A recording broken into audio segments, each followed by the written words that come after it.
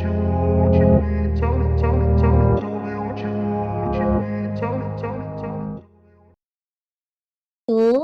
Waalaikumsalam Waalaikumsalam. warahmatullahi wabarakatuh. Tuh. salam sejahtera untuk kita semuanya. Om Swastiastu, Namo Buddhaya, salam kebajikan. Selamat siang, sobat kami yang tercinta. Selamat datang kembali dalam acara spesial yang berapa pekan ini menjadi salah satu agenda penting untuk kita ikuti. Acara kita pada hari ini adalah gelar wicara sobat kami Digitalk sesi yang ke-8. Wow, boleh dong kita tunjukkan ya tangan jari 8 begini di depan kamera kita supaya ingat kalau ini adalah pertemuan kita yang ke-8. Dan bersyukur banget, beruntung banget hari ini kita akan belajar satu tema yang wow, mantap banget. Tema hari ini adalah mengenal customer experience atau SX sebagai sebentar ya. Ya, sebagai transformasi digital. Oke, saya ulang, tema kita hari ini adalah mengenal customer experience atau SX ini sebagai transformasi digital. Saya ingin mengaturkan selamat datang dan terima kasih untuk semua partisipan yang sudah join hari ini. Saya mau kita beri tepuk tangan dong buat kebersamaan kita. Seru banget ya, seru banget ya, seru banget ya. Boleh kasih reaction tepuk tangan juga boleh. Ya, langsung tepuk tangan seperti saya juga silakan.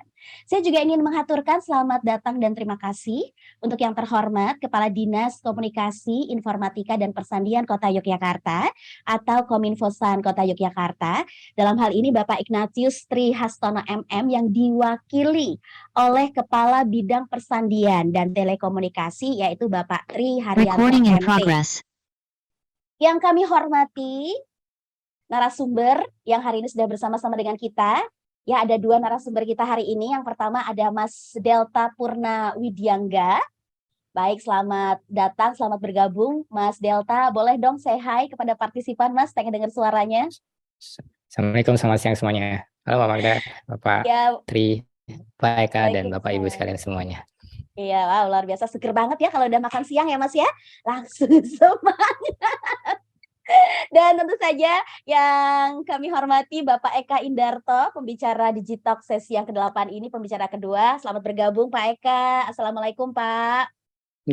Waalaikumsalam warahmatullahi wabarakatuh. Magda, Mas Delta ya, Mas Tri Haryanto dan Bapak Ibu peserta dan khususnya tim dari ekosistem Diskominfo Sandi gitu ya. Walaupun Sandi kita nggak perlu pakai kata sandi nanti ya, tenang saja. Iya. Tapi kita kalau bicara gini sekaligus selain bahasa lisan juga bahasa isyarat ya. Karena badan kita ikut bergerak ya sebagai pendukung komunikasi kita ya.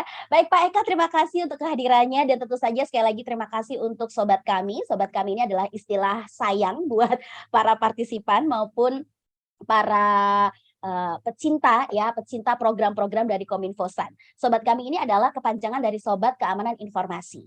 Terima kasih untuk kehadirannya. Dan tentu saja acara yang istimewa ini merupakan persembahan dari Dinas Komunikasi, Informatika dan Persandian Kota Yogyakarta yang bekerja sama dengan SIMS. SIMS adalah Sarana Infotekno Mitra Solusi. Nah, sebelum kita menyimak beberapa informasi, ya, terlebih dahulu kita akan membuka kebersamaan kita dengan berdoa menurut agama dan keyakinan masing-masing supaya acara ini berjalan dengan lancar dan menjadi berkah untuk semuanya. Berdoa disilahkan. Berdoa selesai. Baiklah sobat kami yang tercinta, perjumpaan istimewa hari ini merupakan rangkaian berkelanjutan dari program-program Digitalk sebelumnya. Tentu masih ingat ya, Digitalk pekan lalu kita memperlengkapi diri kita tentang sinergi antara seni dengan teknologi. Kemudian sebelumnya ada materi yang bagus banget, yaitu mengenal metaverse era baru dunia digital. Kita juga beruntung banget bisa join di pertemuan sebelumnya Digitalk sesi yang kelima, yaitu investasi tidak bikin rugi. Dan ada juga topik yang juga bikin kita tambah pintar. Dari hobi jadi profesi. Kemudian topik mendunia dengan karya.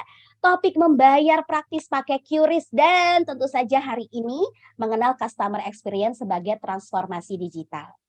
Nah, terlebih dahulu kita akan mempersilahkan Bapak Kepala Bidang Persandian dan Telekomunikasi, Bapak Tri Haryanto MT akan menyampaikan sambutan sekaligus apresiasi atau juga mungkin motivasi untuk kita semuanya. Untuk itu kepada Bapak Tri Haryanto MT disilahkan.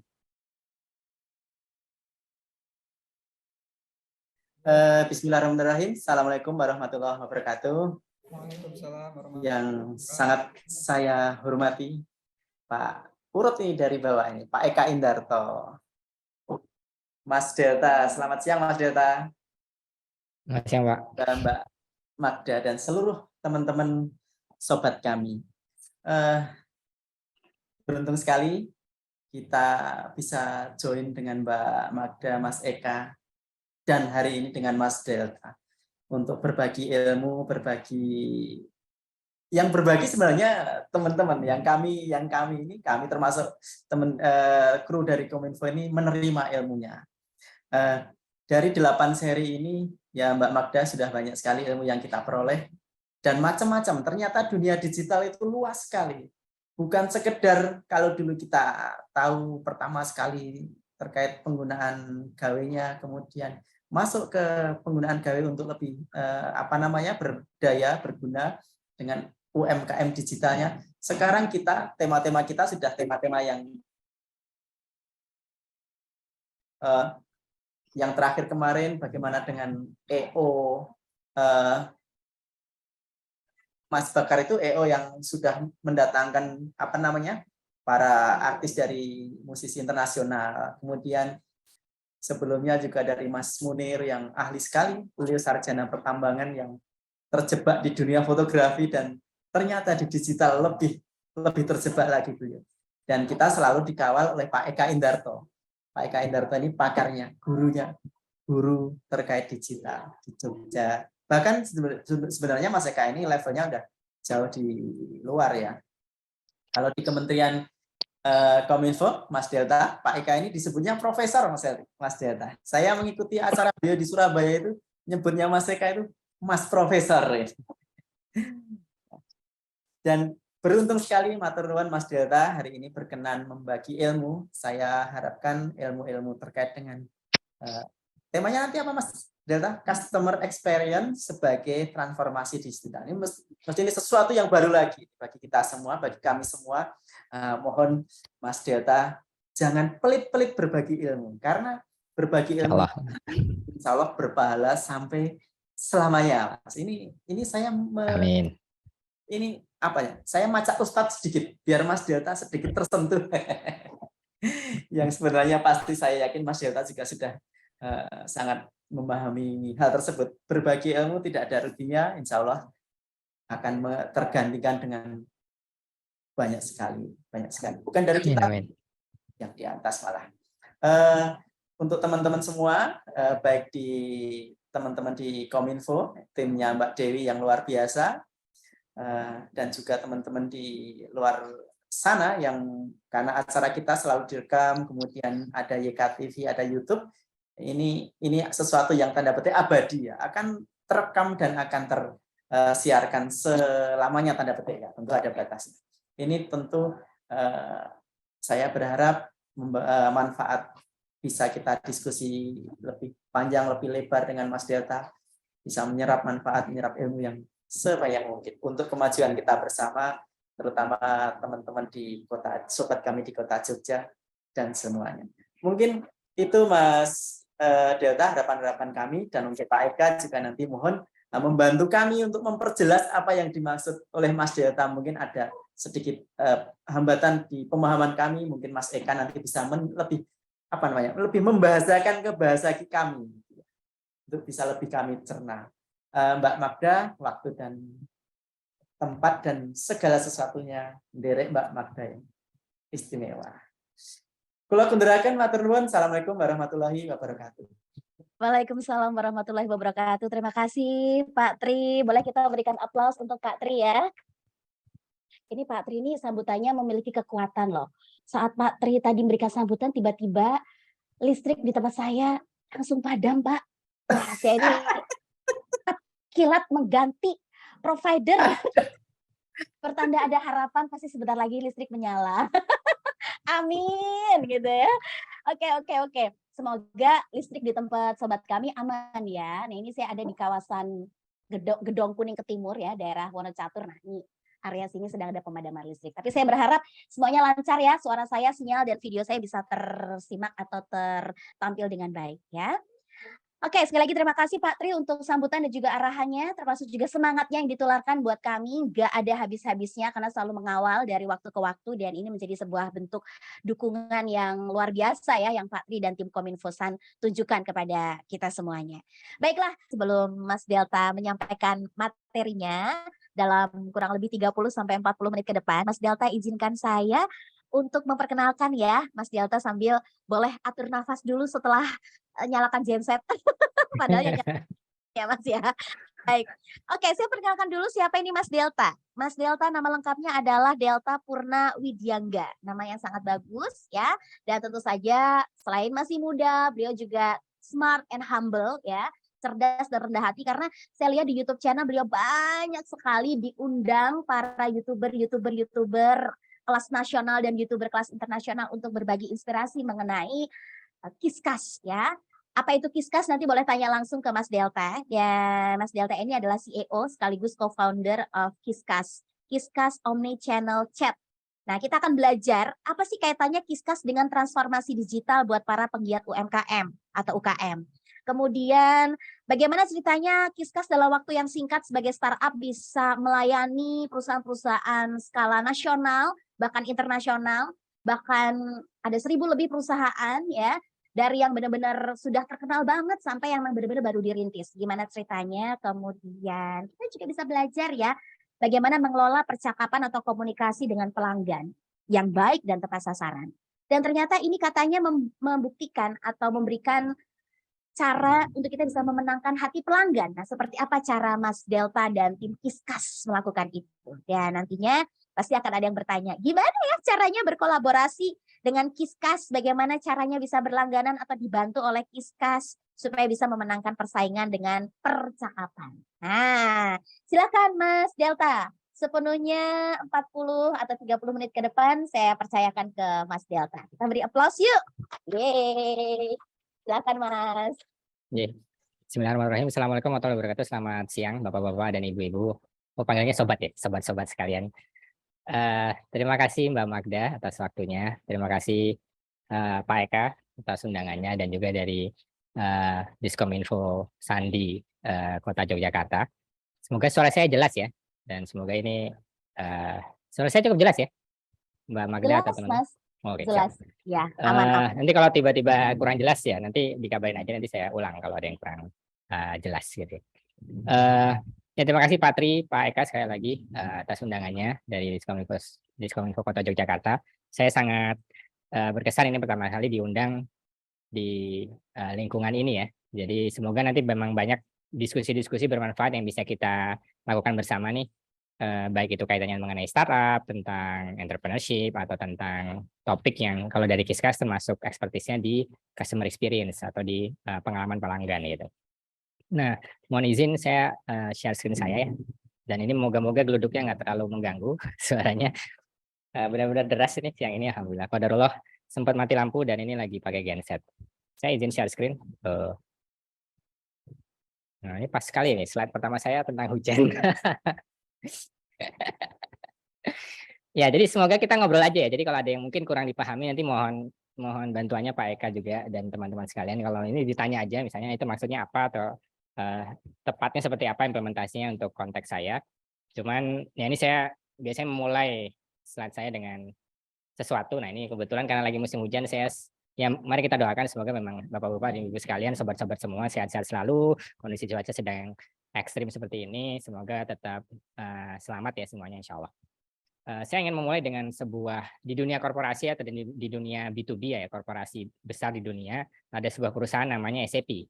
SAP itu sebuah perusahaan Jerman yang dia mungkin melakukan transformasi hampir di 50% lebih perusahaan di seluruh dunia. Jadi SAP itu perusahaan besar sekali. Udah korporasi udah mungkin hampir 50 tahun usianya. Nah, di tahun 2018 SAP itu membeli sebuah perusahaan yang kecil sebenarnya namanya Qualtrics. Dia adalah sebuah startup di bidang analytics ketika itu. Dan mereka membeli dengan nilai 8 billion ya, 8 billion itu 8 miliar US dollar, berarti sekitar 120 triliun ketika itu. Yang mana ini perusahaan kecil sebenarnya, mungkin revenue-nya cuma 1/20 dari nilai ini. Jadi benar-benar SAP ketika itu niat banget untuk membeli yang namanya Qualtrics ketika itu. Nah pertanyaannya kan kenapa gitu ya? Kok niat banget SAP sebuah korporasi raksasa di Jerman, di Amerika, kok membeli sebuah startup sampai sebesar itu nilainya?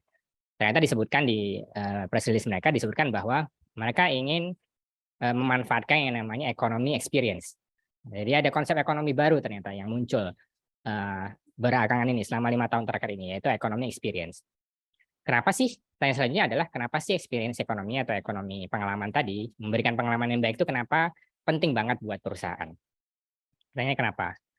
Nah, ini kuncinya di sini bahwa ada sebuah riset menyebutkan bahwa tahun 2020-an seperti tahun-tahun ini adalah tahun di mana pengalaman pelanggan atau customer experience yang tadi disebut, yang kita sebut sebagai customer experience, itu melebihi yang namanya harga ataupun produk sebagai pembeda.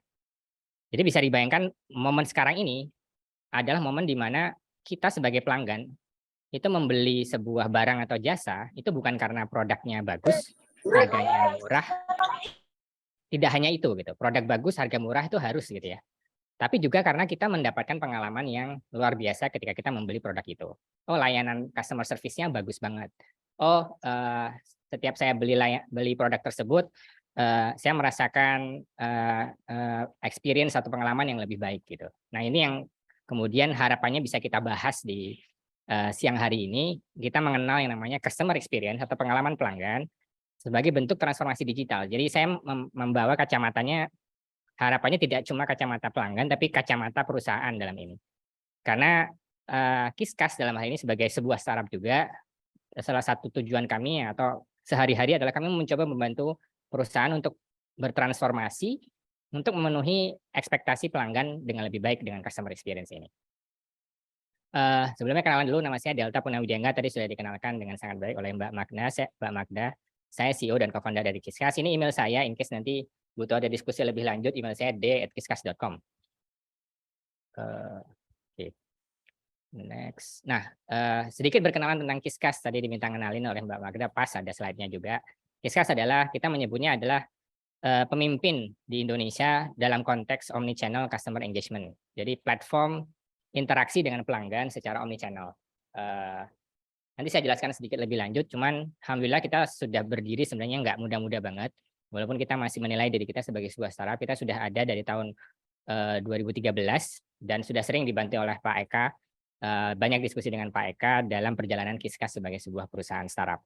Kita sudah tumbuh melayani di sekian banyak industri, makanya harapannya bertemu di sini dengan sobat-sobat sekalian, moga-moga banyak relevansi dengan industri-industri terkait gitu ya, retail kah, finance kah, banking kah, atau apapun yang Bapak Ibu sekalian dalami.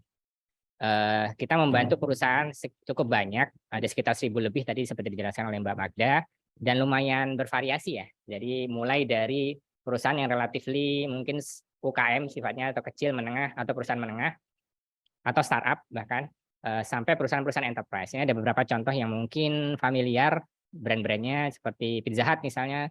Jadi kalau di Pizza Hut menerima notifikasi atau menerima promosi melalui WhatsApp, itu bisa jadi atau kemungkinan besar menggunakan platformnya Kiskas ketika mengirimkan pesannya.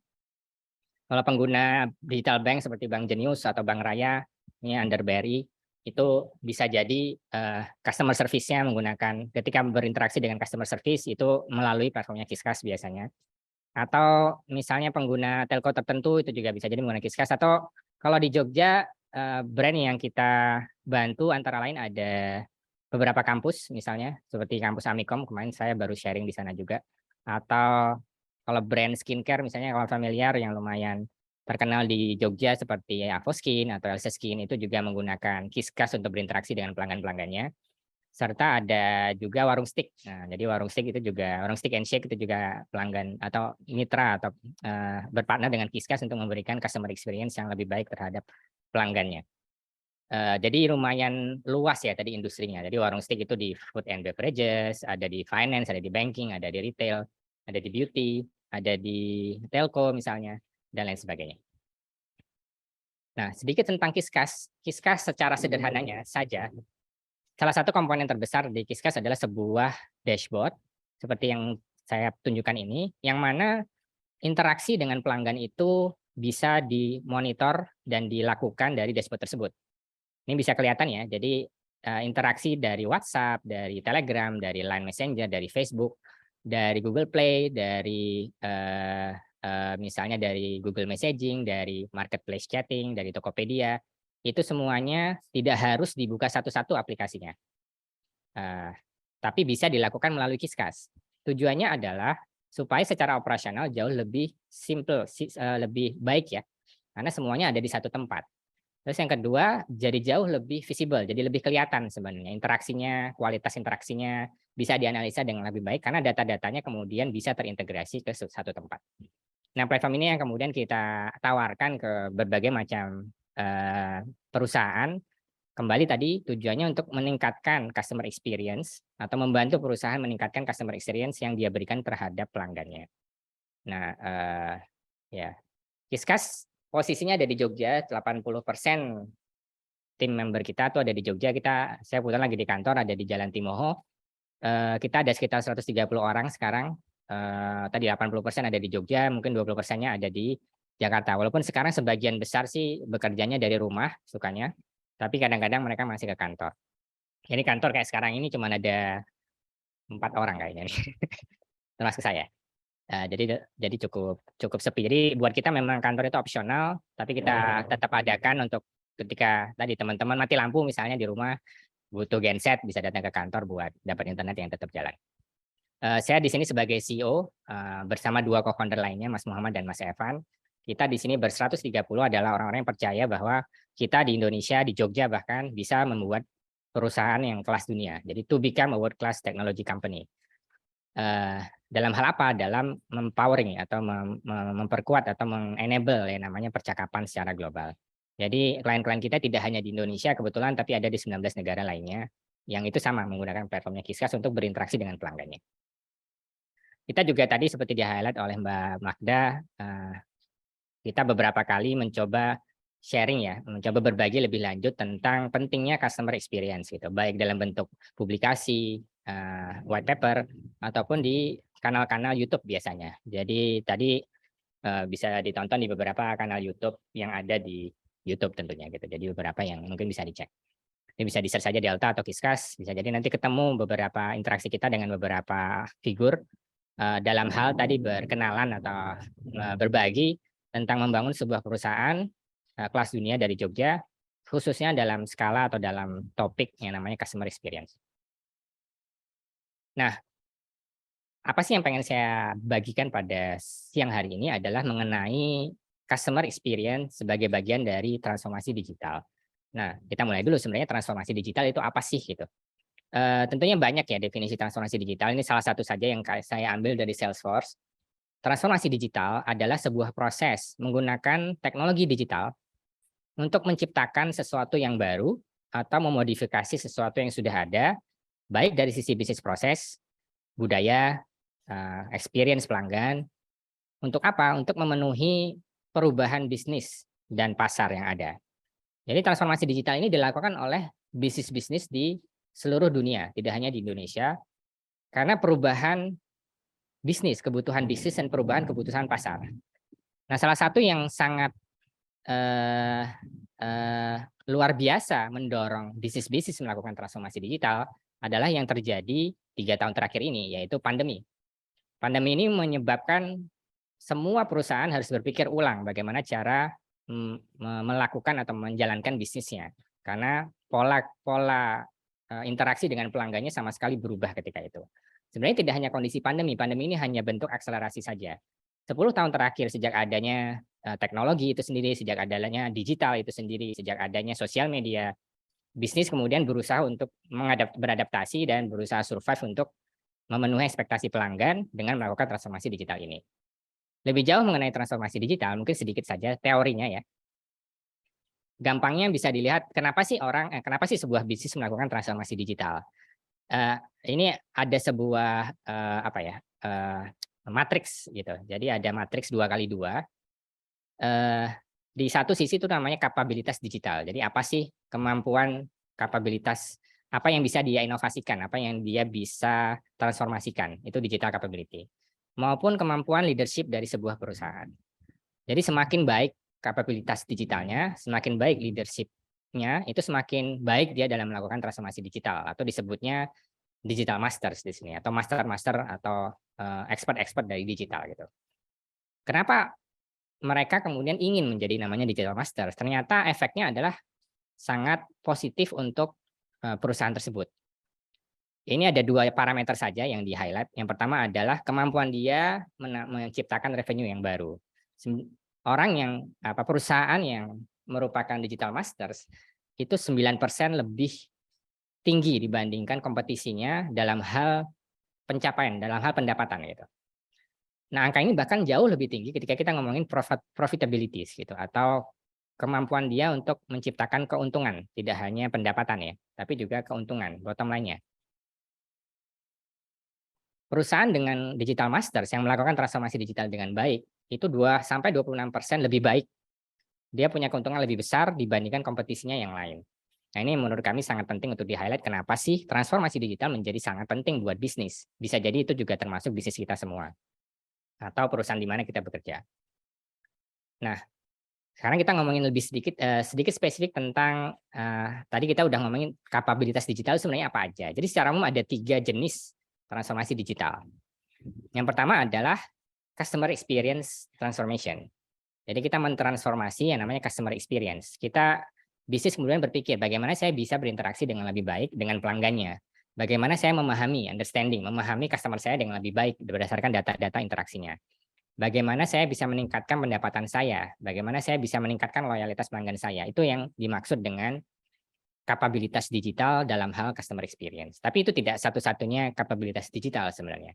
Ada juga transformasi dalam hal operasional misalnya.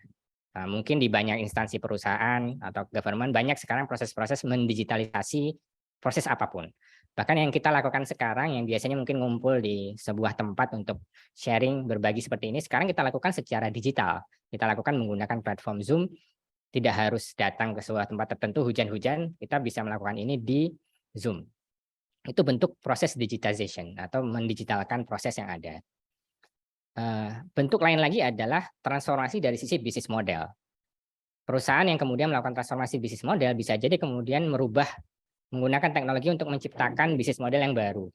Contoh yang paling gampang yang bisa saya sampaikan misalnya adalah bank atau instansi bank perbankan ya, yang sekarang semakin banyak menciptakan bisnis model baru menggunakan bank digital gitu.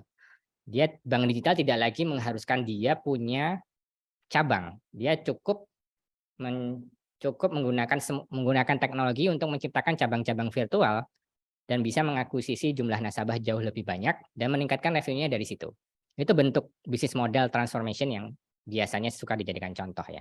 Nah, ini contoh aja ya, sebuah kategori-kategori kapabilitas digital dalam hal transformasi digital tadi apa aja. Jadi customer experience, operations, maupun bisnis model. Jadi nanti mungkin bisa dilihat di masing-masing instansi kita semua nih, Bapak-Bapak dan Ibu sekalian, bisa dilihat apa sih yang bisa kita transformasikan di sekeliling kita. Oh, ini banyak hal-hal yang masih manual nih yang kita lakukan sehari-hari, bisa nggak kita otomasi? Nah, itu bisa jadi operations transformation. Oh, ini ada bentuk pasar baru nih yang mungkin butuh bisnis model yang baru yang bisa kita ciptakan. Nah, itu bisa jadi kita melakukan transformasi di bisnis model. Oh, ini sekarang ternyata customer kita berinteraksi nggak datang ke toko nih, mereka online, pakai WhatsApp sekarang. Gimana nih kita melakukan interaksi dengan lebih baik dengan mereka? Itu sebuah transformasi customer experience. Nah, ini yang bakal kita diskusikan lebih lanjut ya, jadi transformation in customer experience. Di buku yang dari tadi saya quote ya, atau saya gunakan untuk menjelaskan tentang transformasi digital, ini judulnya bukunya Leading Digital namanya, mungkin bisa dibaca dan dicek nanti. Menurut saya sangat baik bukunya untuk menjelaskan transformasi digital secara lebih detail. Yang pengen saya highlight di sini adalah bahwa salah satu kapabilitas digital tadi yaitu mentransformasi CX atau customer experience atau pengalaman pelanggan, itu adalah salah satu jantungnya transformasi digital. Karena dia sangat terkait langsung dengan yang namanya pendapatan perusahaan. Ketika kita punya experience yang baik dengan pelanggan, itu langsung berefek terhadap performansi dari perusahaan tersebut secara finansial. Apa sih CX itu sendiri? Customer experience itu apa sih? Berdasarkan definisinya, customer experience ini adalah sebuah Customer experience adalah bagaimana customer kita, pelanggan-pelanggannya kita mempersepsikan kita sebagai perusahaan tidak hanya dalam satu interaksi, tapi dari semua interaksi dia dengan perusahaan kita. Tidak hanya ketika kita kesulitan menggunakan produk tertentu, terus kita kontak CS-nya melalui WhatsApp, terus responnya lambat, itu berarti CX-nya jelek. Itu bagian dari CX, tapi tidak hanya itu. Tapi juga ketika misalnya kita melihat iklan brand tersebut yang kita sukai, dan kita cocok dengan iklannya, dan iklannya baik, dan kita merasa relate dengan iklannya, itu bentuk customer experience. Ketika kita lagi ulang tahun, ternyata dapat notifikasi di WhatsApp kita mengucapkan selamat ulang tahun dan dikasih kupon diskon khusus untuk kita belanja di brand tersebut. Itu customer experience. Ini yang kita maksud dengan customer experience adalah sesuatu yang lebih luas dibandingkan pelayanan pelanggan atau customer service. Tapi segala bentuk interaksi antara kita sebagai bisnis dengan pelanggan-pelanggan kita, itu yang dimaksud dengan customer experience. Nah, sekarang kenapa sih customer experience itu menjadi penting? Fungsinya apa? Benefitnya apa nih, Mas Delta? Ada 3 yang bisa saya highlight di sini. Yang pertama adalah ketika kita bisa menciptakan customer experience yang baik, pendapatan kita nambah. Berdasarkan data, itu bisa sampai 80% peningkatan pendapatan. Jadi kalau kita bisa menciptakan customer experience yang baik, pendapatan kita bertambah sampai 80%. Yang kedua, bukan hanya pendapatannya bertambah, tapi juga customer itu bisa dijual dengan harga yang lebih tinggi. ARPU ini artinya rata-rata pendapatan per customer. Jadi kita bisa lebih premium memberikan harga yang untuk customer kita. Kenapa? Dan dia tetap beli karena dia mendapatkan experience yang lebih baik dari kita. Contoh yang paling jelas mungkin salah satunya beberapa produk komputer ya misalnya. Yang namanya loyalis Apple produk itu mau harganya selangit pun tetap dibeli karena dia mendapatkan experience atau pengalaman yang tidak dia ditemukan di brand lainnya. Sama misalnya di brand kosmetik yang misalnya harganya memang lebih mahal dibandingkan kualitas yang sama di brand lainnya, tapi dia membeli harga tersebut karena dia mendapatkan pengalaman yang berbeda ketika berkunjung ke tokonya, ketika berinteraksi dengan customer service-nya dan lain sebagainya. Dan ini bisa sampai 16% tadi ya. Jadi kita bisa naikin harga sampai 16% dan pelanggan kita bakal tetap beli ke kita. Dan gak hanya itu tapi juga loyalitas gitu. Mereka tetap loyal gitu ke kita, bahkan sampai 70%. Dan yang poin ketiga adalah meningkatkan competitiveness. Nah, ini sangat terkait dengan tadi saya awali ya percakapan kita pada pagi hari ini bahwa orang atau customer atau kita sekarang membeli yang namanya produk atau layanan tidak hanya fitur-fitur produknya yang dilihat, tidak hanya harganya yang dilihat, tapi juga pengalaman kita dalam membeli, dalam berinteraksi dengan brand tersebut. Ini akan meningkatkan competitiveness brand tersebut dibandingkan brand-brand lainnya. Dia menjadi pilihan dibandingkan brand lainnya, sampai 5 kali bahkan kalau berdasarkan data research yang ada. Ya, ini saya pause sedikit gitu. Semoga suara saya masih jelas. Double check aja, suaranya masih jelas enggak? Jelas Mas, Apakah jelas terlalu cepat? banget. Oh, oke, jelas. Oke, siap. Oke. Berarti apa sedikit. Oke, bismillah, kita lanjut ya. Tadi kita udah ngomongin transformasi digital dan secara spesifik customer experience dan kenapa customer experience jadi penting gitu kan. Nah, sekarang kita salah satu yang poin terpenting dari customer experience tentunya adalah kata yang paling depan ya, yaitu customer-nya. Customer itu gimana sih gitu. Dan kami berargumen bahwa yang namanya customer itu punya ekspektasi yang berbeda sekarang dibandingkan 10 tahun yang lalu.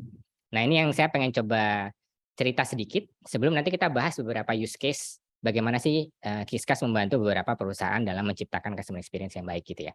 Jadi kira-kira 2 segmen ke depan. Ini ada beberapa tren yang mungkin juga bisa dilihat di internet. Yang pertama adalah tren terkait mobile technology. Bagaimana customers yang sekarang ada itu sebagian besar itu ada di mobile-nya. Jadi mobile phone atau gawai kita itu adalah gadget atau benda yang paling penting mungkin dalam hidup kita. Dan semua customer kita ada di mobile sekarang. Ini experience yang harus sangat penting untuk kita jadikan perhatian sebagai bisnis. Berdasarkan data traffic juga sama. Jadi sebagian besar traffic itu datangnya juga dari mobile phones. Dan dari waktu yang kita habiskan setiap harinya, ini data tahun 2020 sebenarnya. Kita rata-rata sebagai orang Indonesia itu menghabiskan waktu hampir 8 jam seharinya di internet. Dan 60%-nya itu dihabiskan di HP. Nah, apa yang terjadi dengan kita selalu punya akses internet di gawainya kita? Ini yang kita sebut sebagai jadinya semuanya kita harapkan bisa kita selesaikan melalui HP kita. Jauh lebih instan dibandingkan kita harus ke komputer yang letaknya di ruangan yang berbeda. Kita jadi lebih instan nih. Ketika kita nanya sesuatu ke sebuah brand, ekspektasinya dijawabnya instan, cepat gitu. Jadi semakin cepat ekspektasinya. Jadi kita nyebutnya kalau di Kiskas adalah sebuah kultur pokoknya maunya cepat gitu. Nah, ini yang harus kita pahami dengan customer kita. Karena ini menjadi ekspektasi yang berubah dibandingkan 10 tahun yang lalu. 89% dari responden mengharapkan sebuah brand itu merespon kepada mereka dalam rentang waktu yang sangat cepat. Nah ini harus menjadi perhatian bahwa sekarang yang namanya UMKM goes online atau menjadi online, mendigitalkan UMKM, salah satu pengertian yang paling jelas adalah interaksi dengan pelanggannya itu terjadi di ranah sosial media dan messaging sekarang. 2/3 dari pelanggan mengharapkan perusahaan itu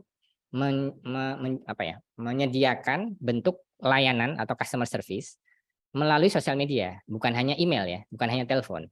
Tapi kalau saya misalnya nanya lewat Twitter gitu misalnya, nge-DM Twitter sebuah brand, atau tadi mati lampu mention Twitter, atau internet saya mati nge-mention di Twitter, itu harapannya bisa diselesaikan masalah saya. Tidak hanya terus di-reply, tolong di email ke email ini ya gitu. Wah nggak mau, itu buat saya, itu berarti tidak memenuhi ekspektasi dia, ekspektasi pelanggan tadi. Jadi pelanggan itu sekarang ada di sosial media. Mereka tuh mengumpul di sosial media. Di Twitter, di WhatsApp, di Instagram. Mereka melihat brand kita di tempat seperti itu. Tidak lagi di TV, tidak lagi di radio. Mungkin lebih jarang kalau di jalanan. Sekarang mungkin udah kembali ke jalan, kembali ke offline. Mulai ngelihat ya baliho-baliho pada bermunculan. Tapi sebagian besar customer kita ada di ranah sosial media. Artinya ketika kita goes online, mendigitalkan bisnis kita, ini harus sesuatu yang harus kita perhatikan. Tren ini harus kita perhatikan. Karena tadi interaksi dengan chatting itu membedakan banyak hal gitu. Ini beberapa data terkait chatting. Jadi sosial media adopsi sosial media di Indonesia itu berlipat-lipat ya pertumbuhannya. Sekarang 160 juta pelanggan sosial media itu ada di Indonesia. Terus, nah ini juga menarik kalau misalnya yang teman-teman di bisnis retail atau berjualan melalui sosial media, 94% pelanggan Indonesia spesifik ini ya, ini datanya Facebook dan BCG, Boston Consulting Group, mengklaim bahwa mereka bakal beli produknya kita kalau kita responsif di chat itu. Ada asosiasi menarik ketika kita sellernya responsif, aku belinya dari sini aja gitu. Karena ada experience yang muncul bahwa ini sellernya bisa dipercaya, sellernya reliable, sellernya bagus gitu. Ini gampang sih, mungkin saya yakin ini sesuatu yang kita sebagai pelanggan juga experience ya. Misalnya di marketplace, ngechat, pengen beli produk tertentu di search. Coba ke A, kok nggak dibalas-balas. Coba ke B, wah balasnya cepat nih, langsung di sini, langsung close, langsung check out, selesai. Itu experience-nya kita juga, itu harapan kita, itu ekspektasi kita. Nah itu yang terjadi di Indonesia, bahkan mungkin di Asia Tenggara ya, dan mungkin di beberapa negara di dunia. Nah ini yang menarik kalau kita ngomongin global ya, tren global gitu. Ini survei dari WhatsApp. Jadi ternyata memang tren chatting atau bermessaging dengan bisnis itu jauh lebih signifikan di negara yang sedang berkembang seperti Indonesia, sampai 2,4 kali. Jadi Indonesia, Brazil, Meksiko, India, itu negara-negara yang WhatsApp-nya kenceng luar biasa. Kenapa? Karena kita menggunakan itu berkomunikasi dengan bisnis. Beda dengan Singapura gitu misalnya, negara tetangga kita yang mungkin mereka udah biasa pakai aplikasi digital, nggak usah chatting terlalu banyak. Entah karena memang kita secara behavior memang suka ngobrol gitu ya. Kita suka kalau kita tuh direspon dan personal dan suka seperti itu, baik gitu. Nah itu yang terjadi. Jadi tren ini tidak hanya di Indonesia, tapi mencakup seluruh negara berkembang di seluruh dunia. Makanya biasanya di negara-negara berkembang, WhatsApp itu sangat-sangat besar. Nah ini ada gap. Ini kembali tadi saya pengen meng-highlight gap apa sih maksudnya? Gap antara ekspektasi kita sebagai customer dengan apa yang sudah diberikan oleh perusahaan. Ketika disurvei ke perusahaan, apakah kamu sudah berkomunikasi secara efektif dengan pelangganmu? Dia bilang 70% sudah gitu. Dibalik, tapi kalau ditanya pelanggannya, apakah kamu kalau komunikasi dengan brand sudah berkomunikasi dengan baik? Jawabannya hanya 20% yang bilang sudah. Jadi ada gap yang cukup besar antara ekspektasi pelanggan yang belum ketemu dengan apa yang dikira udah dicapai oleh perusahaan. Nah, jadi secara umum tadi mobile, instan dan cepat, personal dan conversational, ini ekspektasi-ekspektasi pelanggan baru yang mungkin muncul di 5-10 tahun terakhir, khususnya dengan perkembangan teknologi, khususnya sosial media, yang membuat kita sebagai pelanggan tuh tadi ya, pengennya cepat, pengennya mobile, pengennya personal dengan interaksi dengan kita. Dan ini tadi ternyata ada gap dengan bisnis ya. Bisnis itu ngelihat ini sesuatu yang kayak radio atau televisi gitu. Ternyata ada gap bahwa dia merasa interaksinya sudah baik, ternyata belum. Nah, ini yang biasanya kemudian kita bantu dengan bisnis-bisnis, bagaimana dia kemudian melakukan transformasi digital di bisnisnya supaya bisa memenuhi ekspektasi-ekspektasi ini dengan pelanggannya. Nah, ini saya lebih ke apa ya, menceritakan aja ya beberapa sampel use case, jadi nggak usah ke detail, nanti mungkin kita lebih cerita harapannya lebih bisa diterima dan bukan diterima, tapi lebih bisa dipahami gimana, oh ternyata bisa dipakai kayak gitu loh. Yang namanya platform Kiskas atau customer experience yang bisa diciptakan itu bisa seperti itu. Nah sekarang kalau ngomongin customer experience, use case-nya itu dibagi 3 nih gampangnya, Bapak-Bapak dan Ibu sekalian. Interaksi bisnis dengan customer-nya itu bisa dibagi yang kita sebut dengan customer journey atau perjalanan kita berinteraksi dengan bisnis. Itu dibagi 3 gampangnya. Jadi ketika kita ngomongin use case atau cara makainya gimana, gampangnya dibagi 3, yaitu pre-sales, sales, dan post-sales. Pre-sales adalah ketika kita sebagai customer ngomong sama brand atau bisnis, nanya-nanya dulu nih, kita belum beli gitu.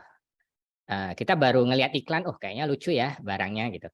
Nah itu kita nanya-nanya, produknya apa sih, kayak apa sih, bisa dijelasin nggak, harganya gimana, cara belinya gimana, dia masih nanya-nanya, nanya produknya atau nanya general inquiries. Nah itu pre-sales. Nah ini nanti ranahnya ranah marketing biasanya. Jadi marketing iklan, terus tiba-tiba masuk ke kita nanya-nanya gimana kita bisa berinteraksi dengan dia dalam kondisi seperti itu. Yang kedua adalah sales.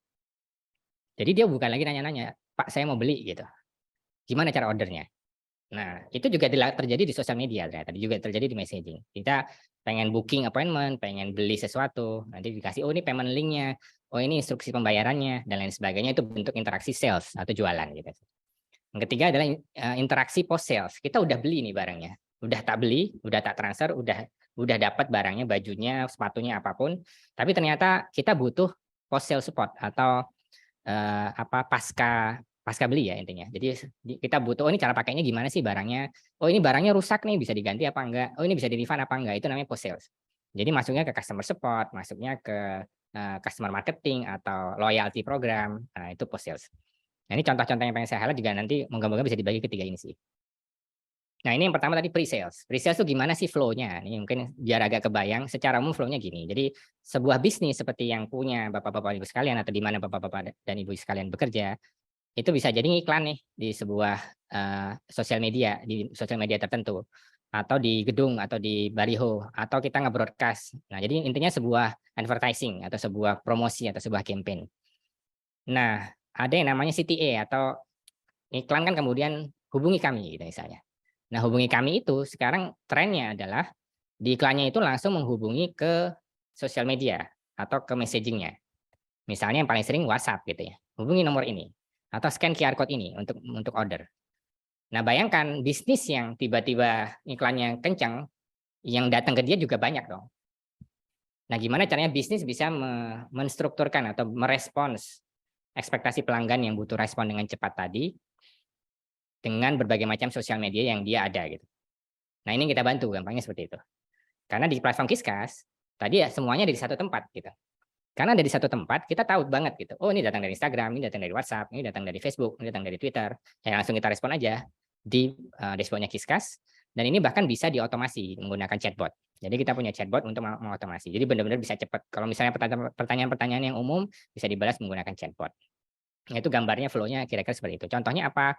Ini contoh di sebuah perusahaan otomotif ya, namanya Astra. Jadi Astra sekarang dalam proses transformasi digitalnya, dia bersama dengan Kiskas dan partner-partner yang lain itu berusaha berjualan sepeda motor melalui WhatsApp. Nah, yang dilakukan apa? Yang dilakukan adalah dia melakukan broadcast nih. Dari setiap minggu tuh dealers-dealersnya motor Honda itu melakukan WhatsApp broadcast ke potensial pelanggan, memberikan promo khusus, memberikan penjelasan produk tertentu dalam rentang periode waktu tertentu gitu sebenarnya. Yang ini begitu ada pelanggan yang kebetulan memang lagi butuh motor atau lagi kepikiran ganti motor baru, sama pelanggannya kemudian direspon. Oh iya, boleh tahu lebih lanjut nggak gitu. Nah, yang dilakukan oleh sistem ketika itu adalah ada chatbot yang melakukan kualifikasi gampangnya. Jadi orang yang tertarik dikualifikasi, dicek. Oh ya, kita tanya-tanya dulu ya Pak, ya Bapak datang dari mana? Bapak butuhnya produk yang mana? Bapak belinya kapan gitu misalnya, dan lain sebagainya. Jadi ditanya-tanya secara otomatis menggunakan chatbot.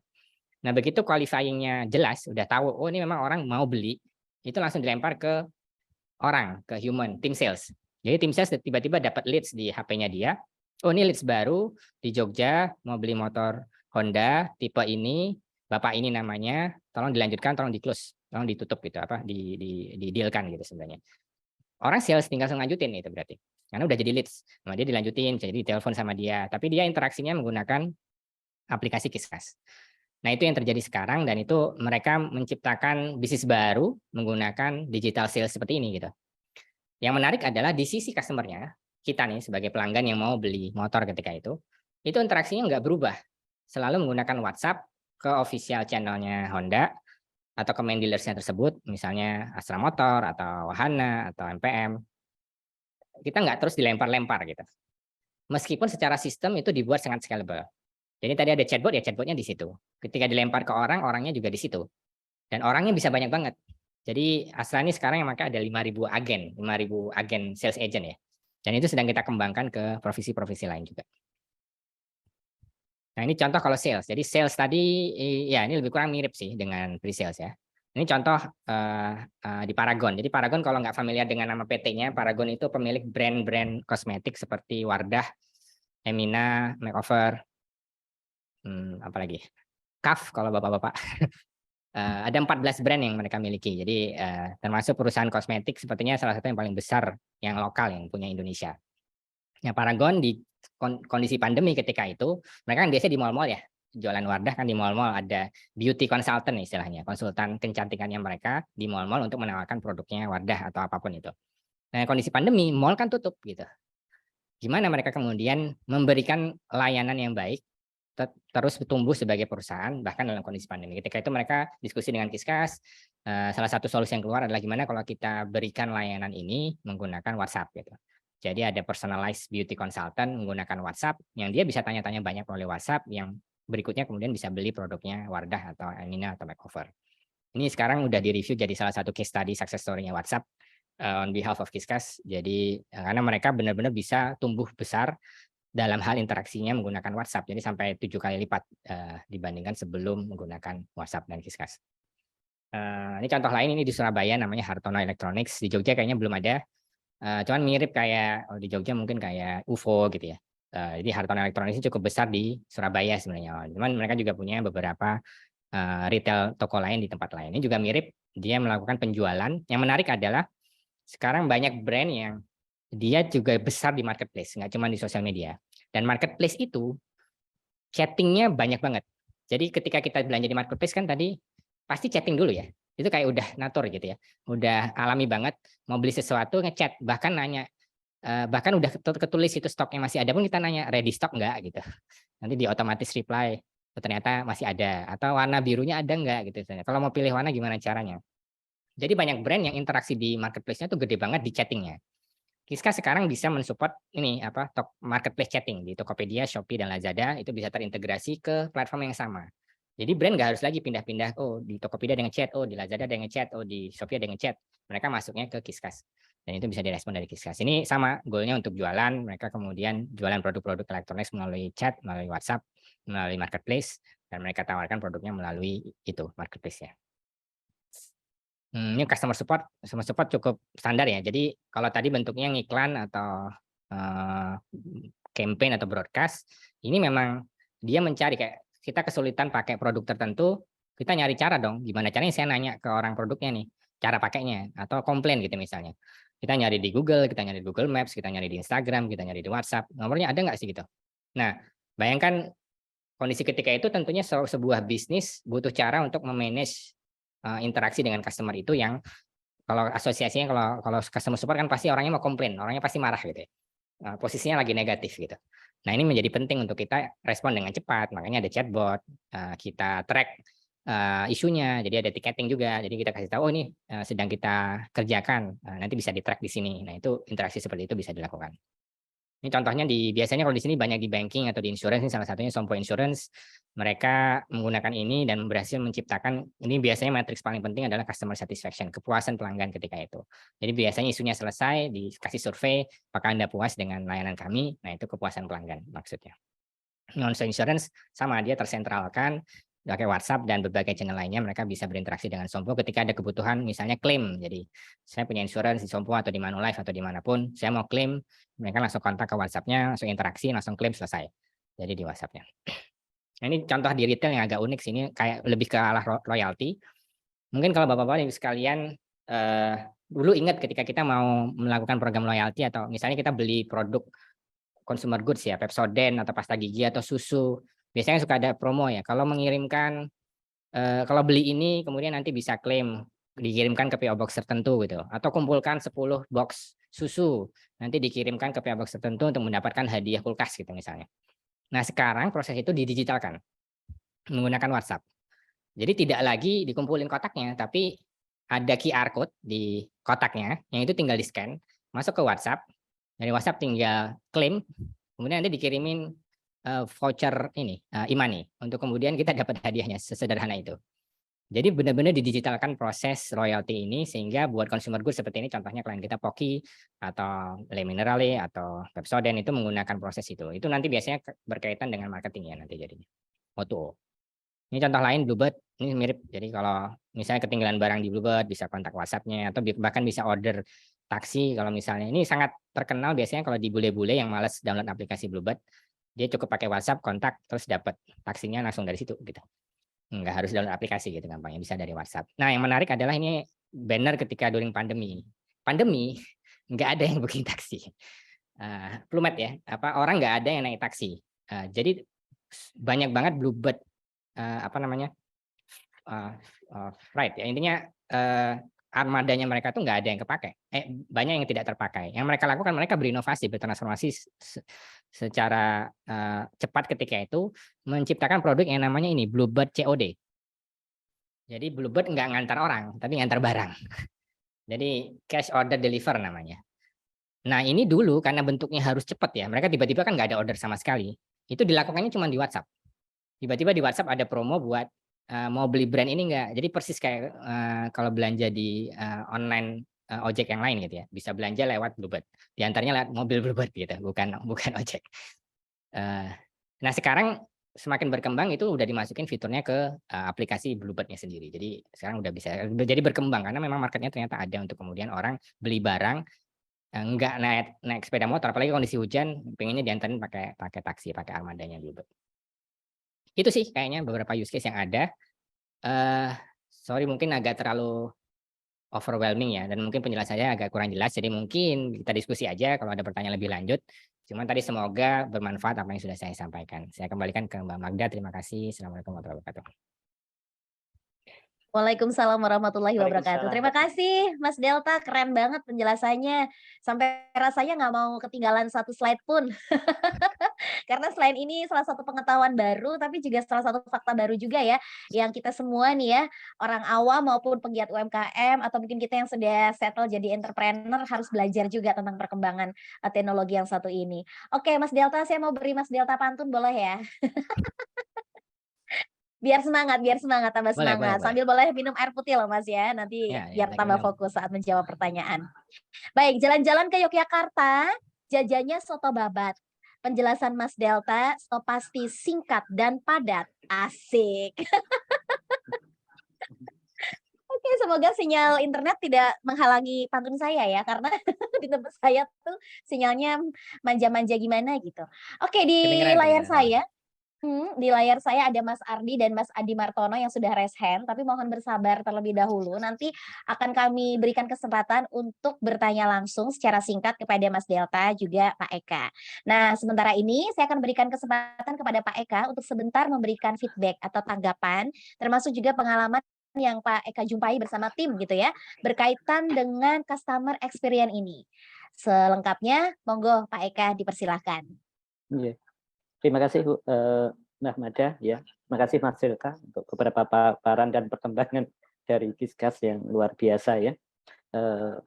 Saya izin juga mau memberikan slide, ya saya akan janji akan saya percepat slide-nya. Boleh ya Mbak ya? Ya, baik Pak, baik silahkan Pak Eka. Baik, terima kasih Mbak Mahda ya. Rekan-rekan yang mengikuti acara gelar wicara sore hari ini, saya coba akan share ya, cepat aja tentang customer experience pada UMKM. Ya, jadi di sini sekarang gini Bu, di era sekarang ini pengalaman adalah segalanya. Ya, jadi kalau kita lihat dari data ini, bahwa sekarang orang membeli sesuatu, mengkonsumsi atau mendapatkan layanan itu berbasis pada pengalaman apa yang dia dapat. Ya. Bahkan ada yang agak nakal di UKM. Nakalnya begini, yang penting dia menawarkan pengalaman dan belum tentu itu mengejar repeat order. Itu terjadi Mas Delta. Jadi dia mencoba menawarkan karena di internet itu luar biasa besarnya sekitar 170 juta lebih. Pasti ada yang orang datang walaupun bisa jadi mau repeat atau tidak seperti itu. Tetapi dia akan menawarkan pengalaman itu terus menerus. Ini yang terjadi sekarang. Nah sekarang yang jadi persoalan kami di UKM adalah menghubungkan ini Mbak Mahda, Mas Delta, antara service performance sama experience performance. Ya, karena ini semuanya related ya. Ketika service performance-nya jatuh, pasti experience performance-nya juga jatuh. Tapi yang menarik, service performance-nya bagus, services-nya, belum tentu experience-nya itu bagus gitu. Maka di sini ada tugas kita adalah challenge membuat positive experience pada produk dan layanan UKM, yaitu dengan cara yang garis orange Mbak Mahda. Bagaimana setiap perkembangan produk dan layanan harus dipetakan experience positif. Ini menjadi satu PR baru bagi UMKM, yaitu satu PR baru. Kenapa disebut PR? Karena di sini di UKM dituntut untuk mampu memetakan dia akan meng-offering layanan seperti apa dan experience apa yang akan didapat. Baik, saya lanjutkan. Nah, kenapa ini penting untuk UMKM ya? Tadi disampaikan oleh Mas Yuta, saya coba rangkum ya. Yang pertama, pelanggan yang kurang paham produk dan UMKM itu juga cukup banyak. Nah, di sini produknya tidak produk sebenarnya, tapi pengalamannya apa dari UKM ini. Sekarang saya tanya Mbak Mahda, kalau Mbak Mahda tak kasih produk tengkleng Solo, itu kalau makannya Kak di restoran pakai garpu sendok enak enggak? Ya Mbak Mahda ya tadi. Jadi kalau kita makan tengkleng ya Kak di Solo itu kan enggak enak kalau seperti di restoran dengan cara seperti itu. Maka di sini ya tempatnya yang agak-agak ada asapnya dulu ya Pak ya, biar lebih ya, otentik ya. betul. Ya, kemudian enaknya pakai tangan dan sebagainya. Maka di sini pemahaman produk itu tidak hanya produknya sebenarnya, tapi cara menikmatinya, experience-nya. Maka di sini tadi sudah disampaikan oleh Mas Desa di posisi pre-sales itu mereka harus memahaman produk itu secara utuh termasuk cara menikmatinya. Ini yang penting ya. Kalau dalam bahasa lain itu customer experience journey. Bagaimana customer itu semacam pengalamannya diberikan satu staging untuk menikmatinya seperti itu ya. Itu kita ambil contoh. Misalnya ambil contoh, saya punya temen tuh lucu banget kalau makan sambal tumpang itu nggak mau Mbak. Orang Jakarta 6 bulan sama ibunya dibuat nggak mau gara-gara baunya. Kan baunya pakai tempe bosok itu ya gitu. Tapi begitu sekali menikmati itu saya pulang minta dibuatkan. Nah ini kita ambil contoh bahwa komunikasi kepada pelanggan di era experience itu juga harus mengkomunikasikan cara menikmatinya. Ini yang penting. Karena out of context, out of cara menikmati itu menjadi persoalan, menjadi tidak puas gitu. Ya. Kemudian yang kedua adalah media penyaluran keluhan. Tadi sudah disampaikan Mas Delta, kebanyakan keluhan melalui media sosial. Maka di sini ada satu challenge di era yang disebut dengan knowledge ekonomi, ekonomi berbasis pengetahuan dan experience ekonomi, kita harus mulai menanamkan produk dari awal dengan cara menanamkan pemetaan pola dan tadi itu cara menikmati di era experience ini. Kemudian yang ketiga adalah media sosial, terutama untuk ternyata pelanggan itu juga tidak begitu dia terpuaskan biasanya buat apresiasi. Ya, Mbak sering kalau tolong deh buat testimoni, tolong membuat mereview produk kita. Itu yang media-media ini dijalankan karena setahu kami bahwa ketika ini nanti dikumpulkan itu menjadi satu data yang sangat berharga untuk kita mining, untuk kita analisa tentang pola produk kita, segmennya apa, cara menikmati sampai experience apa yang mereka dapatkan atau bahkan experience baru yang sebelumnya tidak kita desain seperti itu ya. Setahu saya misalnya Instagram itu kan dulunya tidak didesain untuk jualan, ternyata belakangan untuk jualan. Karena apa? Sekarang kita menghadapi 3 ya Mbak Mahda ya. Pertama, kita mempunyai profesional kreatif yang membangun sebuah produk dan layanan.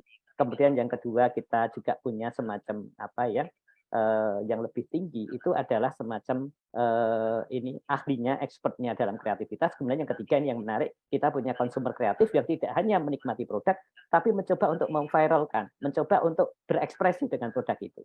Nah, ekspresi produk itu bagian dari experience pelanggan ya. Saya tahu misalnya Mbak Mada punya nikmati Mbak bakmi misalnya. Kan pasti ada experience-nya. Mau pedes lah, mau apa ya. Tapi itu perlu diungkapkan seperti itu. Dan rata-rata orang suka mengungkapkan dirinya sebagai eksis di situ. Maka di sini UMKM sekarang berusaha bagaimana itu informasi bekerja agar experience itu tertanam. Sehingga kita ada 3 konteksnya, konten dan bagaimana berinteraksi dengan audiens. Pertama, bagaimana ketika dia mencari kebutuhan ya di era experience management ini. Kedua, mencari informasi lebih detail dan bagaimana berbagi pengalaman dari situ. Ya, teorinya seperti itu. Baik, nah ujungnya di sini nanti Mbak. Jadi urutan ini yang harus kita bangun sehingga nanti kita mendapatkan banyak hal, mana di sisi knowledge pelanggan dalam hal UMKM dan mana yang lari kepada wisdom atau transisi pengalaman ya. Ada orang buat storytelling, ada orang yang berbicara, ada orang yang mencoba menggabungkan bergambar, ada yang mengevaluasi produk dan sebagainya. Ini yang disebut dengan ujung daripada experience pelanggan. Maka di sini kalau kita lihat saya sampaikan tadi, saya ini lupa belum saya bahasa Indonesia kan. Tadi Mas Delta sudah menyampaikan, jadi sebenarnya kualitas experience itu diletakkan pada mana? Pada seluruh acceptability tentang kebersamaan dari seorang pelanggan terhadap keseluruhan dari produk dan layanan. Intinya seperti itu. Jadi tidak hanya itu. Kalau detail kan ini Bu ya. Ya, jadi ada desain layanan, ada experience yang diharapkan, terus ini ada pengguna dan kita mencoba experience management yang tadi customer experience yang dibangun oleh Mas Delta itu untuk mendapatkan value gap itu jadi kecil. Tujuannya ke sana ya. Apa yang diimpikan, apa yang didapat, kalau positif pasti experience-nya bagus, kalau negatif itu jadi nama gap ini kita coba bukan kerucutkan, kita sempitkan. Sebenarnya luas Mas Delta experience itu, ya. Tetapi nanti misalnya dalam layanan, apakah dia bisa mempelajari produk dengan baik? Itu nanti adalah bagian cara mengkomunikasikan experience. Nah, kenapa perlu ke sana? Karena kita masuk sekarang di experience ekonomi, di mana experience ekonomi itu produk dan layanan dinikmati di ekonominya, ya. Nah, seperti apa gambarannya? Yang pertama adalah ini, ya. Jadi sekarang UMKM dihadapkan pada masyarakat yang tidak hanya melihat produk sebagai komoditi, tidak sebagai hanya barang, bukan layanan tapi dari experience-nya. Jadi kalau saya gambarkan sederhananya begini ya. Ya, ini perbedaannya, eranya ya. Jadi kalau era services itu mendeliver layanan. Kalau experience itu cara menikmati layanan. Ini yang perlu dikomunikasikan. Makanya kenapa Mas Deta menyampaikan perlu satu tahapan dan di tahapan itu dia melakukan apa. Yang kedua, experience itu menanamkan memorable pada produk. Ya. Misalnya ada orang datang ya, misalnya ke satu tempat kuliner ya, yang tertanam lebih pada tempatnya, suasananya. Tapi ada yang tertanam, wedangannya enak. Oh, ada yang tertanam makanannya enak. Oh, ternyata bakule enak dan sebagainya, itu macam-macam Mbak Mahda ya. Nah, ini yang memorable. Maka sering respon daripada pelanggan itu macam-macam. Ada yang difotonya suasananya, ada yang difoto misalnya produknya, oh ada yang difoto pelayanannya. Ini yang kita kejar, memorable. Karena menjaga sustainability daripada produk, kita letakkan ini. Kemudian sifatnya personal. Kenapa personal? Tadi Mas Deta sudah menyampaikan, handling customer melalui sosial media itu menjadi penting. Karena beberapa yang bisa ditangani secara personal, tidak sifatnya itu broadcast secara umum. Kemudian yang berikutnya, pengalaman selalu berbatas waktu. Ini yang harus diperhatikan oleh produk UKM. Ya. Jadi UKM itu kenapa sering ada desain-desain promo baru yang dikomunikasikan kepada pelanggan. Ya. Ini ada paket A, paket B, paket C, dan sebagainya karena ada waktu yang terbatas. Kemudian berikutnya, ini yang menarik, kalau services itu services itu pada benefit, ya, misalnya 15.000 dapat paha, 15.000 dapat dada, dapat sayap, itu kalau benefit. Tapi yang dikejar itu sensation sekarang, ya, bukan lagi paha, dada, sayap dan sebagainya, tapi sensation. Oh, sambelnya enak. Oh, ininya enak. Itu yang dikejar. Ini yang akhirnya perlu dikomunikasikan di era experience sekarang dari kami sisi UKM. Jadi kita masuk era ini, Mbak. Ya, era ini. Ya, jadi era yang memandangnya itu ada stagernya, ada cara menikmatnya, dan itu harus dikomunikasikan seperti itu. Baik, selanjutnya ini contoh ya. Ya, kopi. Kalau hanya di blended itu digiling 5.000 harganya. Ya. Kalau di manufaktur dipabrikasi menjadi produk-produk ya, kayak coklat-coklat di Jogja atau kopi naik 20.000. Kemudian menjadi service corner kopi naik 50.000. Ya, seperti contohnya Starbucks dipilih yang lebih premium menjadi 60.000. Kemudian naik lagi mengembangkan satu pengalaman minum kopi di beberapa tempat ya, suasananya, kopi yang dipilih, kemudian menu kopi itu resep kopi ini menaikkan. Ya, ini naik terus ini dengan kopi yang sama sebenarnya. Ini yang disebut era experience. Jadi yang dijual tidak lagi service tapi pada aspek yang paling akhir seperti itu. Ya, ini yang perlu dijelaskan. Jadi tidak lagi hanya cerita aku punya produk kopi ini, tetapi di sosial media berinteraksi dengan customer, termasuk pelayanan, termasuk cara mengirim itu menjadi satu pengalaman tersendiri. Nah ini nanti untuk area experience-nya ya, ya. Nah itu mungkin yang dan ini tadi udah dijelaskan Mas Delta, jadi nggak perlu kami ulang ya untuk beberapa. Jadi mau premium atau tidak itu tergantung dari pola ini. Sehingga apa di program UMKM sekarang kita itu tidak lagi hanya transfer of knowledge kepada pelanggan, tetapi yang kita transfer adalah experience-nya. Jadi sekali lagi adalah experience-nya ya. Itu sesuatu yang lain dengan yang dulu, karena dengan cara ini UMKM kita bukan mungkin ya, bahkan bisa dipastikan punya nilai kompetisi baru karena pengalaman-pengalaman yang berbeda yang dibangun. Nah, disinilah kita perlu teknologi informasi. Ada beberapa hal yang bisa dilakukan di sini. Yang pertama dalam pengelolaan pemahaman produk kita, apakah bisa menggunakan sosial media atau tadi Mas Dita menyampaikan pakai WhatsApp ya, juga bisa dilakukan. Kemudian yang kedua adalah mengenai bagaimana produk itu dibangun. Ini menarik Mbak Mada. Mbak Mada untuk tahu saya itu 2 Zoom sekarang. Zoom satunya tahu nggak Mbak? Zoom satunya adalah pengalaman rekan-rekan disabilitas di dalam menjual produk. Oh my God. Jadi ini satu. Iya, jadi nanti ada waktu bisa diangkat di gelar bicara ya. Ternyata di disabilitas itu dengan digital itu dia punya satu kemampuan menjual produk. Bahkan ini cerita tentang wisata ya, mengelola wisata sebagai disabilitas. Itu yang kedua. Jadi siapa dia dan kenapa dia menekuni itu tuh penting Mbak. Karena era pengalaman kan adalah bukan menghormati ya, menghargai pengalaman orang. Jadi yang dibeli juga pengalamannya itu. Kemudian yang ketiga itu adalah mentransfer pengalaman di dalam cara membeli atau servicesnya.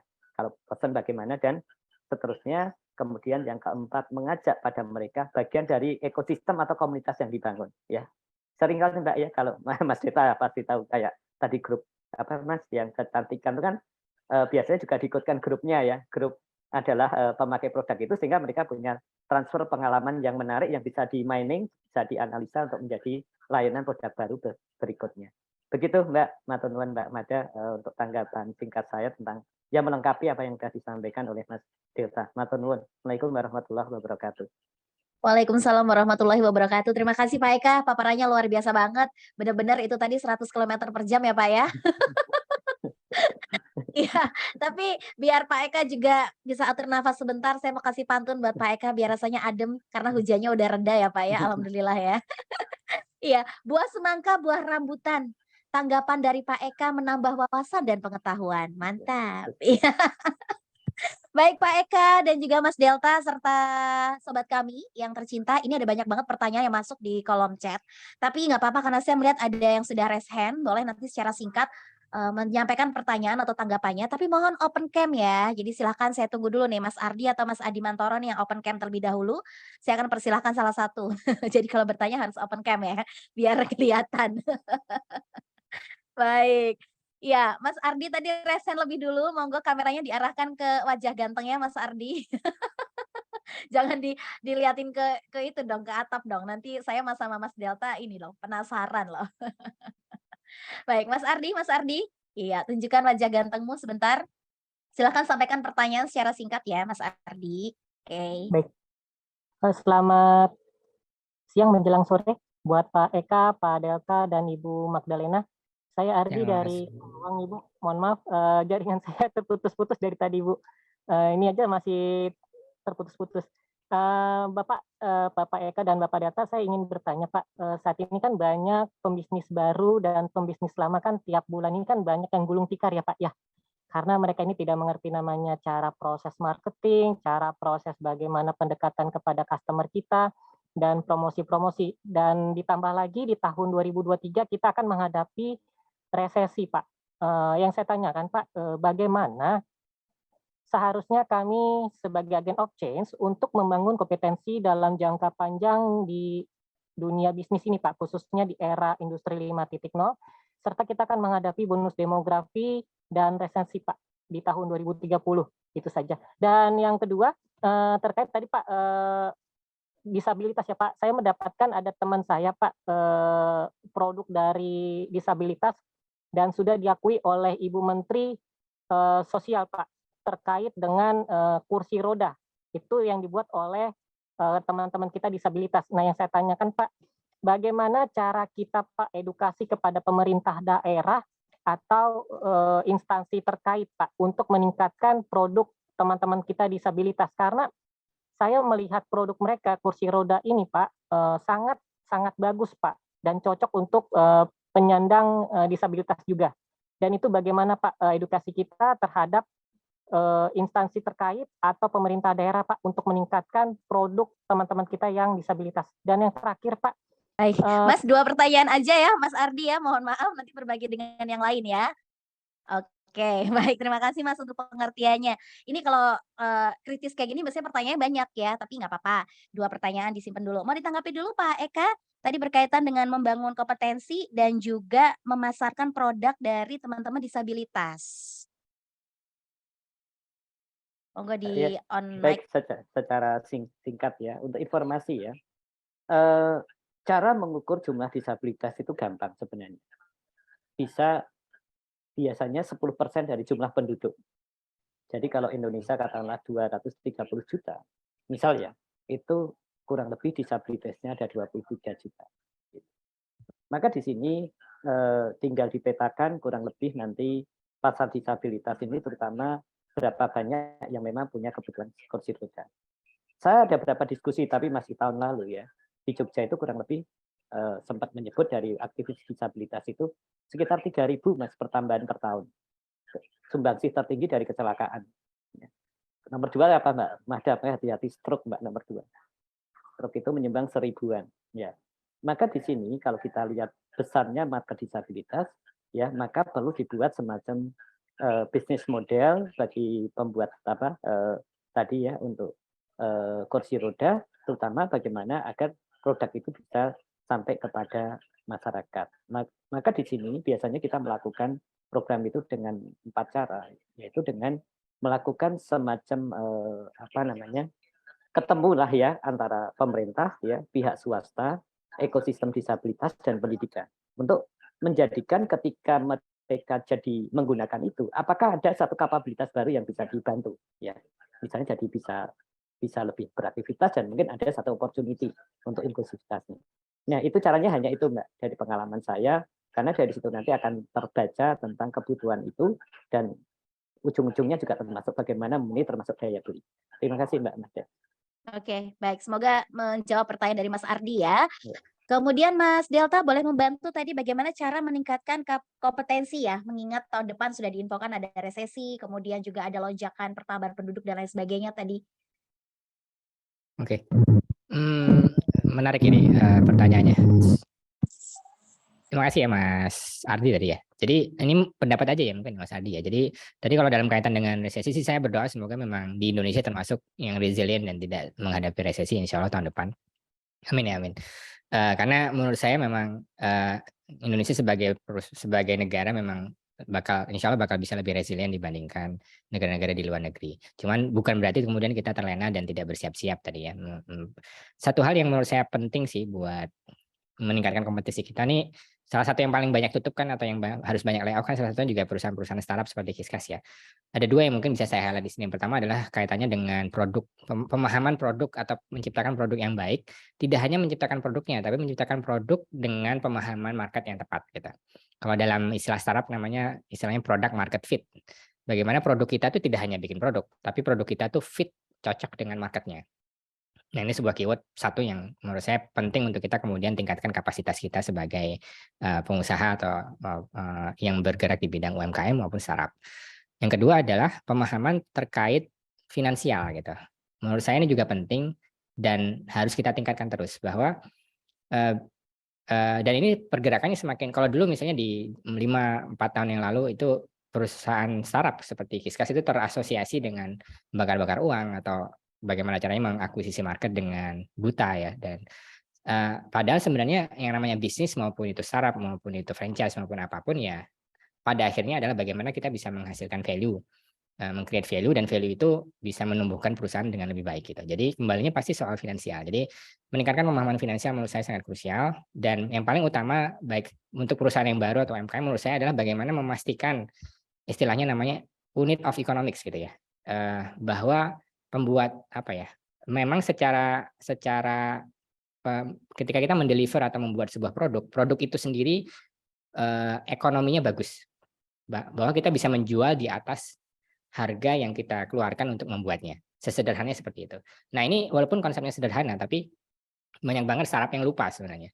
Bahwa dia mengakuisisi pasar dengan economics yang salah gitu, economicsnya jelek. Sehingga ketika dia dipaksa dalam kondisi mau resesi, kamu harus profitable, nggak bisa karena economicsnya aja udah jelek gitu. Dia tiba-tiba harus naikin harga, dia tiba-tiba harus ngurangin biaya-biaya lain supaya ekonominya kembali membaik. Jadi dua hal ini mungkin yang bisa saya komen ya Mas Adi sebagai persiapan kita semua untuk menghadapi resesi. Insya Allah enggak gitu. Yang pertama soal produk market fit, yang kedua soal unit of economics. Itu mungkin Mbak. Terima kasih Mas Delta untuk tanggapannya. Kami memberikan satu kesempatan ya untuk penanya yang langsung. Nanti selebihnya yang sudah tulis chat karena hampir 10 nih pemberi feedback di chat bertanya juga ya. Mas Adi Mantoro atau Mas Adi Martono ya. Mas Adi boleh open cam Mas Adi, silakan. Iya. Baik, silakan Mas Adi. Assalamualaikum. Sampaikan pertanyaannya. 2 aja ya Mas, banyak-banyak ya. Silakan. Tapi nanti kalau misalnya sudah direspon, saya mungkin butuh pertanyaan sedikit aja. Jadi, 2 aja Mas, 2. Nanti boleh chatting sama Mas Delta di luar meeting Zoom. Ya, jadi satu aja ya. Apakah infrastruktur di Indonesia dan kemampuan sumber daya manusia di Indonesia, terutama IT expertnya, memungkinkan bagi kita membuat platform sosial media sendiri yang mungkin basisnya berbahasa Indonesia ya, seperti WhatsApp, Instagram, Facebook, itu kan semuanya produk luar. Apakah kita mampu dan bisa membuat platform digital sosial media berbasis bangsa Indonesia sendiri yang memungkinkan kita berkomunikasi dan mengupgrade aplikasinya dalam bahasa Indonesia? Demikian Mbak. Terima kasih kesempatannya. Wassalamualaikum warahmatullahi wabarakatuh. Waalaikumsalam. Terima kasih Mas Adi. Pertanyaan kritis. Mungkin nggak sih Indonesia dengan segala kelebihan infrastruktur bisa bikin aplikasi sendiri seperti WA dengan bahasa Indonesia gitu? Mas Delta ini yang sering di lapangan. Ya, saya udah beberapa kali sih berinteraksi dengan usaha untuk membuat platform seperti itu sih, Mas Adi ya. Jadi ya beberapa klien kita adalah beberapa klien yang kemudian mencoba menciptakan platform seperti itu. Masalahnya seperti ini sebenarnya. Kembali tadi ceritanya soal product market fit ya. Menurut kami di Kiskas, kami sangat percaya bahwa Indonesia mampu untuk membuat platformnya. Nggak ada masalah dengan itu. Infrastrukturnya juga harusnya ready. Jadi nggak ada masalah dengan itu. Masalahnya adalah bagaimana kita bisa menciptakan value yang jelas sehingga platform ini bisa diadopsi dengan jelas ke market. Karena ternyata sekedar punya value buatan Indonesia itu jauh dari cukup.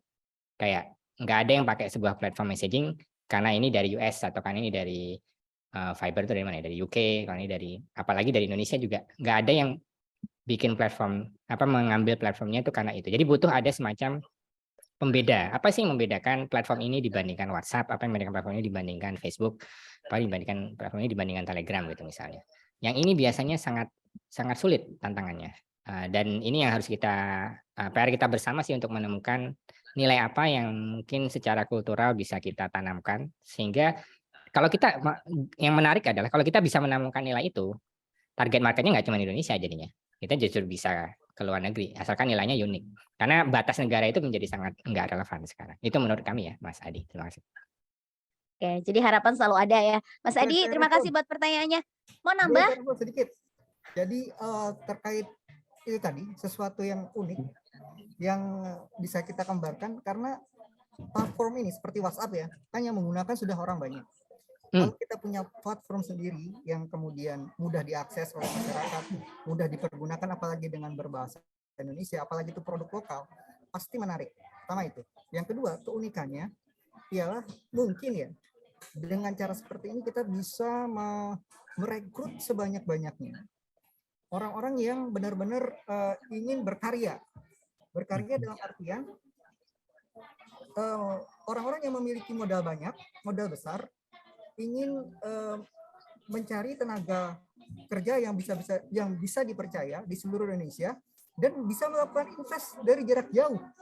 Misalnya saya ingin invest di Kalimantan, saya kan nggak tahu situasinya seperti apa dan bagaimana orang-orang di sana. Dan dengan adanya WhatsApp ini yang berbasis lokal, memungkinkan saya bisa melihat situasi di Kalimantan dengan sangat jelas, melihat potensi yang sangat jelas, dan membuat saya tidak ragu untuk berinvestasi di sana. Mungkin itu Pak yang bisa menjadi keunggulan lokal kita, karena sekarang kalau kita berharap dengan pasar internasional mungkin sulit nanti di tahun 2003. Tapi kalau kita mengharapkan dinamisasi di pasar lokal kita, terutama di Indonesia yang banyak kelebihan lah pasti saya pikir. Baik. Oke, Mas Adi, terima kasih. Udah ditangkap pasti. Terima kasih, Mas Apalagi Adi. nggak cuma bahasa Indonesia ya, Mas Delta, bahasa Jawa, bahasa Sunda, bahasa Batak kali lebih ini ya. Nanti lokal Iya. culture muncul melalui aplikasi Betul, komunikasi. kayak gitu. Tanggapi singkat, Mas Delta, silahkan. Iya, ya ini menurut saya menarik sih idenya Mas Adi. Mungkin kembali lagi sih, maksudnya ide itu harus dilempar menurut saya ke market untuk kemudian dipahami ini benar bisa diterima seperti itu apa enggak. Saya kasih satu contoh aja ya. Ada sebuah perusahaan yang kemudian berusaha bikin messaging persis gitu. Ternyata nilai yang utama orang pakai messaging itu bukan messagingnya ternyata jadinya, tapi bahwa dia kalau pakai messaging itu bisa transfer uang gratis. Alhasil sekarang jadi fintech, bukan messaging platform. Ada itu real case ya. Salah satu kliennya Kiskas.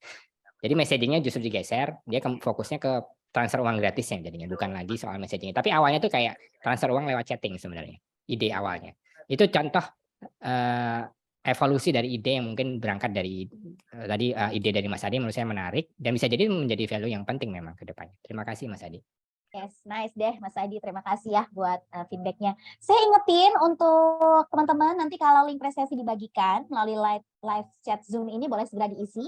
Karena link presentasi ini berkaitan dengan kelancaran pengiriman e-sertifikat ya. Tunggu beberapa saat nanti akan dikirimkan linknya.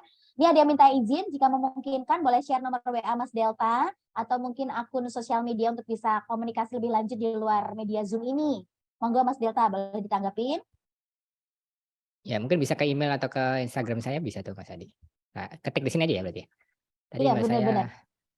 saya Boleh dibantu ya Mas. atau... Ya, boleh dibantu ketik ya Mas ya.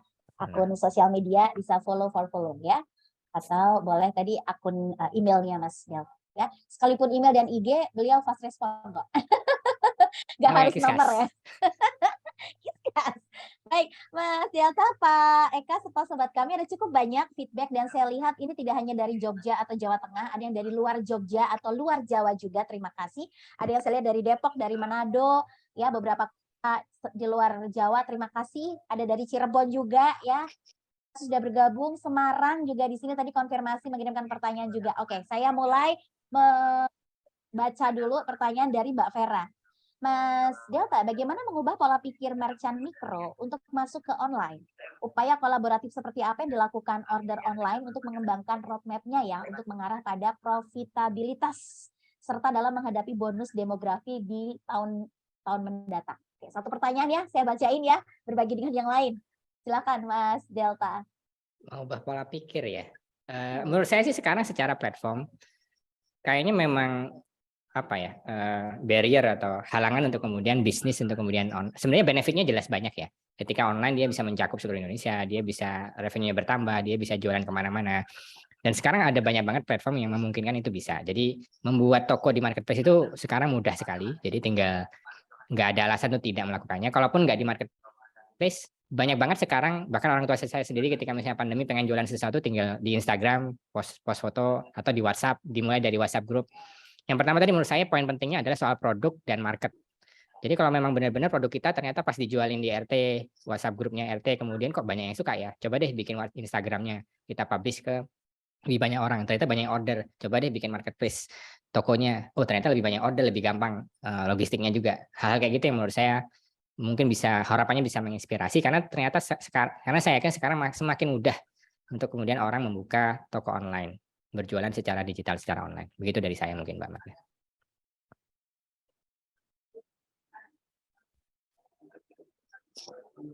Oke. Wah, ini sinyal saya mulai tertiup angin nih ya. Semoga aman deh. Ya, deg-degan Mas, hujan reda, sinyalnya mau babit ya. Oke, semoga menjawab ya pertanyaan dari Mbak Vera. Saya coba bantu pilih karena pertanyaannya banyak banget. Satu orang ngirimnya 2, 3, 4 pertanyaan, luar biasa. Pertanyaan dari Mbak Intan, bagaimana membangun strategi marketing yang berorientasi pada spiritual based organization di era teknologi 5.0? Dan apakah penggunaan teknologi di dalam bisnis juga dapat meminimalisir resiko tindak penipuan, baik dari customer maupun dari vendor? Iya. Ini buat Pak Eka ya, monggo Pak Eka. Boleh ditanggapi nih Pak, tentang tindakan penipuan nih Pak. Pertanyaannya 2 ya Mbak ya? 2, betul, tentang penipuan dan berbasis spiritual tadi. Oke, baik. Saya punya pengalaman untuk yang pertama. Jadi suatu saat saya dapat undang diskusi untuk lembaga semacam Baitul Mal ya, Bank BPR Syariah itu Mbak. Ya sharing juga Mas Dirta, harus ada pertanyaan menarik. Pak Eka, sebaiknya kita itu lebih baik membangun cabang atau meningkatkan IT-nya untuk customer. Kalau bangun cabang kan berarti butuh bangunan ya, kurang lebih gitu. Akhirnya suatu saya gagas agar mereka mulai mengembangkan konsepnya adalah ada aplikasi yang di mana customer bisa jadi agent. Ya karena BPR diantaranya simpan pinjam ya Mbak ya. Di RT misalnya, aku butuh uang, oh aku bisa nih langsung nih dari aplikasi saya seperti itu. Ternyata kaget tumbuh itu, kurang lebih bisa dalam setahun itu 4-5 M ya pertumbuhan transaksi.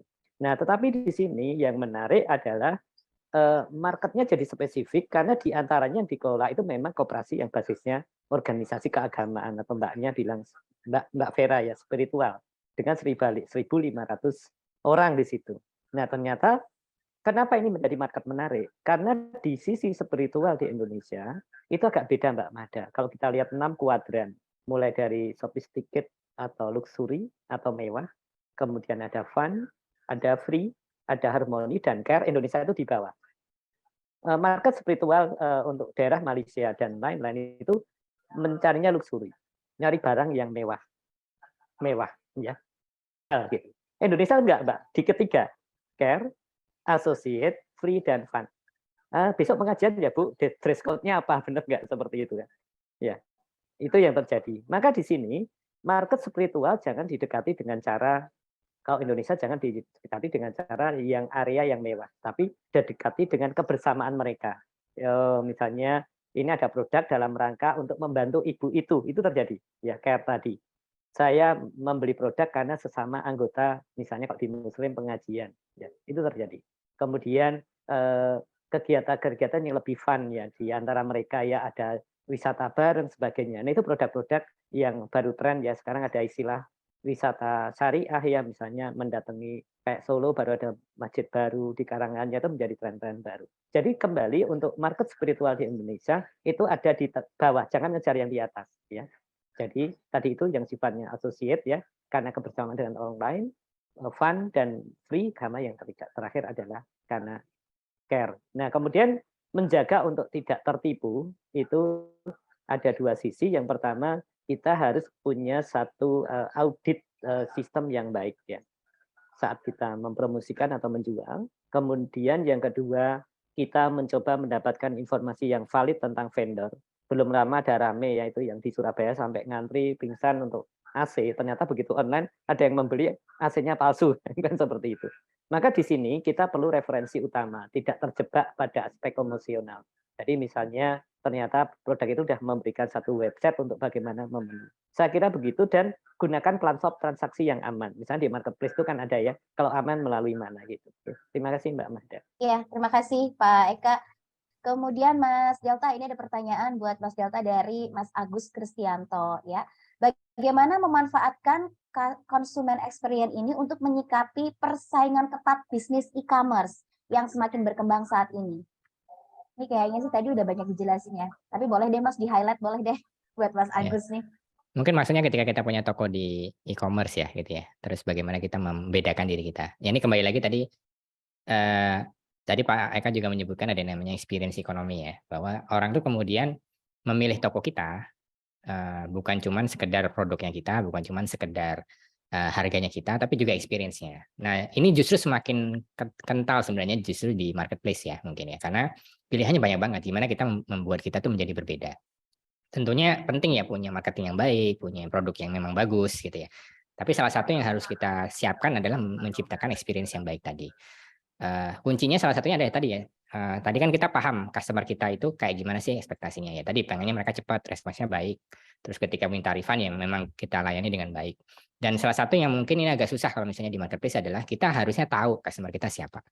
Jadi kita bedakan ya antara customer baru dengan customer yang udah pernah beli sama kita. Dan kita bedakan treatmentnya sama dia. Dan itu nanti kerasa bahwa, oh jangan sampai mereka udah beli bolak-balik, tapi kita nggak tahu kalau dia tuh customer kita gitu, udah pernah beli gitu. Itu salah satu yang mungkin agak menantang karena jumlah data yang kita terima dari marketplace biasanya sangat kecil. Makanya kemudian banyak yang selain punya marketplace, mereka juga punya channel atau brandnya sendiri, yang mana dia bisa mendapatkan data customer dengan lebih baik, dan dia bisa memberikan experience atau pengalaman yang lebih personal untuk customer-nya tadi. Itu mungkin ya, Mbak Mas Agus. Iya, oke. Terima kasih. Pak Eka, ini juga ada partisipan yang jika diizinkan boleh minta nomor WA Pak Eka atau mungkin sosial media Pak Eka untuk bisa komunikasi lebih lanjut ya. Nanti Pak Eka bisa bantu untuk ketik di kolom chat ya Pak ya, supaya bisa disalin oleh partisipan. Kemudian ada tanggapan juga dari Mas Solahuddin Muin. Bagaimana ya cara mengedukasi calon customer kita tentang produk kita dengan tidak membuat mereka merasa bosan atau menganggap kita spam? Ya. Mas Delta nih punya pengalaman gimana supaya nggak dianggap spam? Ya, nah ini mungkin agak terkait dengan pertanyaan sebelumnya sebenarnya, bahwa marketing kita atau pemasaran kita harusnya membedakan antara yang namanya customer baru, customer yang sama sekali belum tahu kita, dibanding customer yang udah existing. Dan treatmentnya beda gimana caranya? Maksudnya ya kalau customer baru ya nggak bisa terus tiba-tiba kita spam produk, mereka belum tentu tertarik sama sekali gitu. Makanya bentuknya biasanya istilahnya ada beberapa funnel marketing. Yang paling atas itu namanya awareness. Bagaimana kita meningkatkan awareness kita, penyadaran orang bahwa oh ada brand namanya A. Nah itu bisa jadi bentuknya macam-macam. Makanya banyak brand yang kemudian berinvestasi di namanya branding. Kenapa sih baliho? Kalau diukur mungkin baliho itu nggak cuan ya, tapi dia meningkatkan namanya awareness. Sehingga ketika dia mencari produk itu suatu hari nanti dia tahu, oh ini yang kemarin ada balihonya gitu. Terus dia bisa chat ke situ dan dia lebih percaya dan dia purchase. Jadi jangan dipaksa, memang kalau new customer tuh ada funnelnya, ada awareness, ada dan lain sebagainya, yang itu menjadi proses marketing itu sendiri. Sementara existing customer tuh udah tahu kita.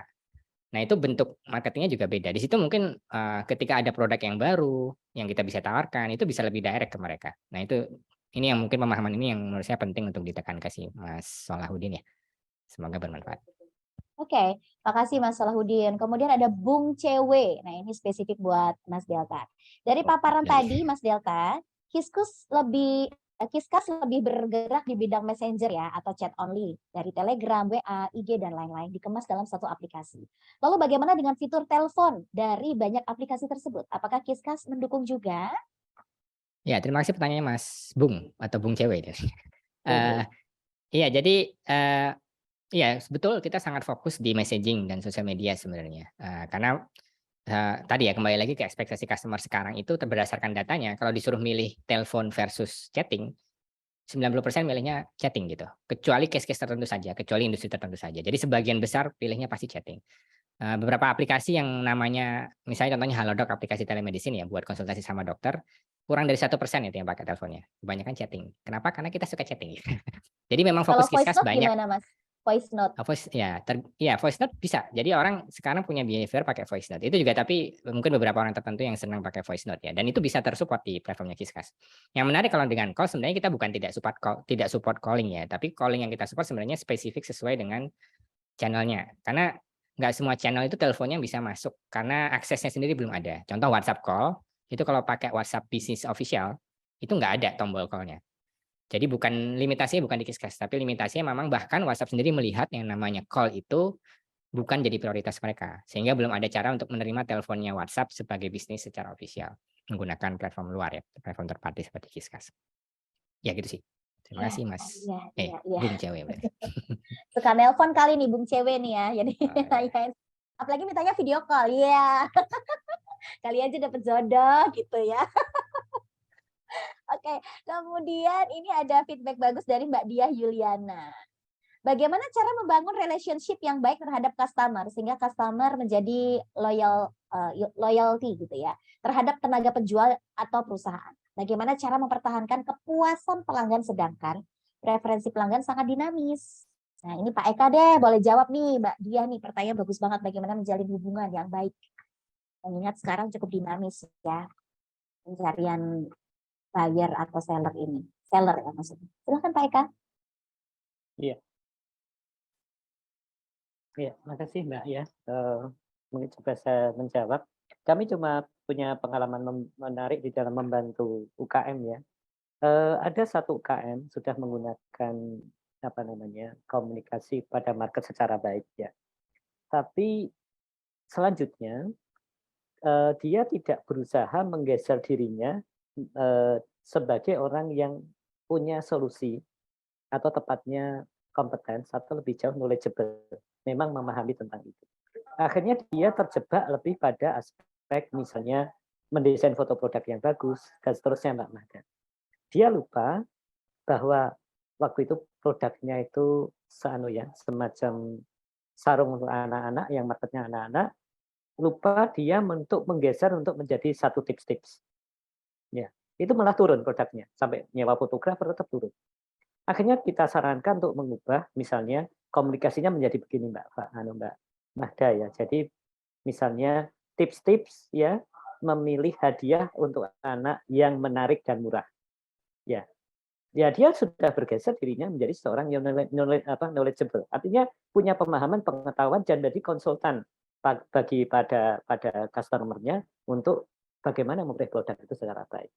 Ya, akhirnya kan ujung-ujungnya dia akhirnya mendapatkan order, cara mengemas itu jadi gift ya, jadi satu hadiah dan sebagainya seperti itu. Itu saran untuk menjawab market yang dynamic. Ya, contoh yang pertama. Contoh yang kedua, suatu saat saya ada satu diskusi untuk market untuk ini Mbak, sayuran organik. Nah, sayuran organik lebih dikedepankan organik, artinya lebih kepada sehat, tetapi tidak terpetakan untuk early adopter. Apa Mas? Delta early adopter itu intinya apa ya? Pelanggan yang kita harapkan ditembak pertama untuk itu. Ya. Itu. Ya, agak Ya. susah ditranslate. Akhirnya kita mencoba untuk ini Mbak Mahda memetakan tentang siapa penikmat itu. Waktu itu kita sarankan, kenapa nggak kerjasama dengan TKTK mengenalkan sup yang dari organik tadi sebagai entry awal. Dan ternyata terjadi begitu dikenalkan suka orang tuanya pada hubungi ketikanya Bunda itu tuh belinya sayurannya di mana karena anak-anakku suka. Nah, ini kan contoh ya. Ini contoh. Nah, ini contoh. Nah, habis itu baru ditingkatkan ke aspek pemahaman knowledge lebih jauh ya. Tadi yang saya gambarkan di peta tadi tentang data ya, data gizi, knowledge tentang manfaat makan sayur organik sampai pengalaman anak-anak tadi yang artinya menyukai. Nah, ini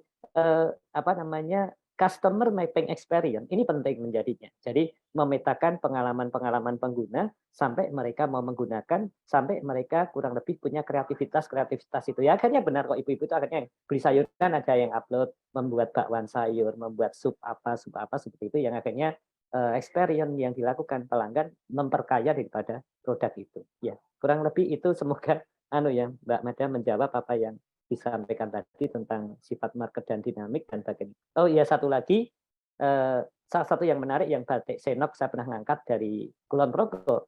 Habis itu ternyata banyak orang yang menghubungi dari Sumatera gitu, dari Palembang untuk konsultasi bagaimana sih caranya membuat batik sari, made batik untuk seragam sebagainya. Akhirnya dia menjadi saudara. Nah itu penting ya di dalam market dinamik ketika sudah tidak perlu lagi marketplace saja, tapi lebih handling pada aspek memposisikan dia menjadi expert yang ada di situ. Makasih Mbak Mada.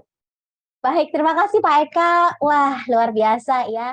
Panjang, seru, menarik banget sharing hari ini. Rasanya kalau nggak inget waktu pengen bablas sampai nanti-nanti gitu ya. Tapi saya tahu partisipan juga punya kegiatan yang produktif hari ini. Narasumber juga masih punya kegiatan yang produktif hari ini. Maka dengan sangat berat hati kita harus akhiri kebersamaan kita pada hari ini. Tapi sebelumnya ya, sebelum kita mengetahui siapa 3 orang yang mendapatkan hadiah hari ini, saya harus minta maaf kepada sejumlah pertanyaan yang tidak bisa semuanya dijawab satu persatu ya, mengingat memang waktu sangat terbatas. Tetapi nggak usah sedih, silakan nanti bisa komunikasi lebih lanjut ke Mas Delta atau ke Pak Eka ya. Tadi ada yang secara khusus minta Pak Eka minta nomor WA-nya dong kalau boleh. Nah, nanti Pak Eka mau dijawab Pak di sini Pak, atau ada akun sosial media yang mau diarahkan? Boleh nomor WA-nya saya masukkan di chat aja ya. Oh, baik Pak, terima kasih. Dan saya ingatkan untuk sobat kami, isi link presensi terlebih dahulu ya yang sudah dibagikan di live chat kita. Silahkan diisi nanti untuk kelancaran pengiriman e-sertifikat. Mas Delta, saya minta tolong satu lagi deh Mas Delta, bantu saya memilih 3 nama yang beruntung mendapatkan hadiah untuk sesi Digitalk yang ke-8 ini. Simsalabim, prok prok prok. Iya, 3 nama Mas Delta. Pak Eka 3 nggak ikut, Pak Eka. partisipan. Dari yang live chat tadi, yang sudah kirim pertanyaan atau tanggapan tadi, Mas, nggak apa-apa. Di chat berarti, dari chat. Benar, betul. Yang di chat saja ya berarti ya. Betul, dari live chat aja yang namanya tertera di situ. Terus saya umumkan langsung atau saya chat ke Mbak Magda? Bukan langsung, Mas, nanti saya catat dan Oh, saya ulang. gimana? Sorry, maaf. Diumumkan langsung? Iya, diumumkan langsung. Oh ya, oke, bismillah. Pak Eka nggak ikut? Betul. Pak Eka udah percaya sama Mas Delta. Mas Delta aja. Oh iya, siap. Oke, bismillah. Yang pertama itu ke yang pertama bertanya deh tadi dengan Mbak Vera berarti atau Bu Vera ya. Bu Vera dari Manado. Itu yang pertama. Bu Vera dari Manado, oke. Nggak tahu sih namanya Vera Manado, mungkin memang dari Iya. Manado. Terus Yang pertama Ardi, Mas. Yang dari chat. tadi. Oh ya, Yang di di chat. chat. Oh ya. Ya. Ya, Pak ya. Konteksnya chat ya. Kalau chat ya berarti Bu Vera. Terus yang kedua saya pengen appreciate tadi yang memang dengan Pak Agus ya. Jadi menurut saya pertanyaannya sangat spesifik dan tepat gitu tentang terkait customer experience membantu di konteks persaingan gitu ya. Dan itu memang sangat penting menurut kami untuk dibahas gitu. Jadi terima kasih Pak Agus atas pertanyaannya. Itu yang kedua. Terus Yang ketiga. ya yang ketiga itu menurut saya ini pertanyaan dari bentar, ini agak berulang sebenarnya. Biar agak ini ya seru gitu sebenarnya. Oke, yang ini. Bukan ini, Mas Delta. Nah, yang tadi dijawab oleh Pak Eka sih dari Ibu Diah Yuliana terkait membangun relationship yang baik dengan customer. Kembali tadi dalam konteks yang sama membangun loyalitas customer yang tadi dijawab dengan sangat baik oleh Pak Eka dengan bentuk-bentuk tadi ya, contoh-contoh yang ketemu di lapangan langsung di UMKM. Jadi terima kasih Bu Diah Yuliana atas pertanyaannya. Gitu. Baik. Oke, Selamat terima ya buat kasih. 3 orang. Mohon maaf nggak bisa milih semua. Baik, sepertinya 3-3-nya nama yang aman ya, Mbak Julia ya, karena ini belum pernah dapat hadiah ya. Yang pertama Mbak Vera dengan Kota Manado, Mas Agus Kristianto, dan Mbak Diah Yuliana. Nanti silakan mengkomunikasikan teknis pengambilan atau pengiriman hadiah di nomor WA yang ada di virtual background ini ya.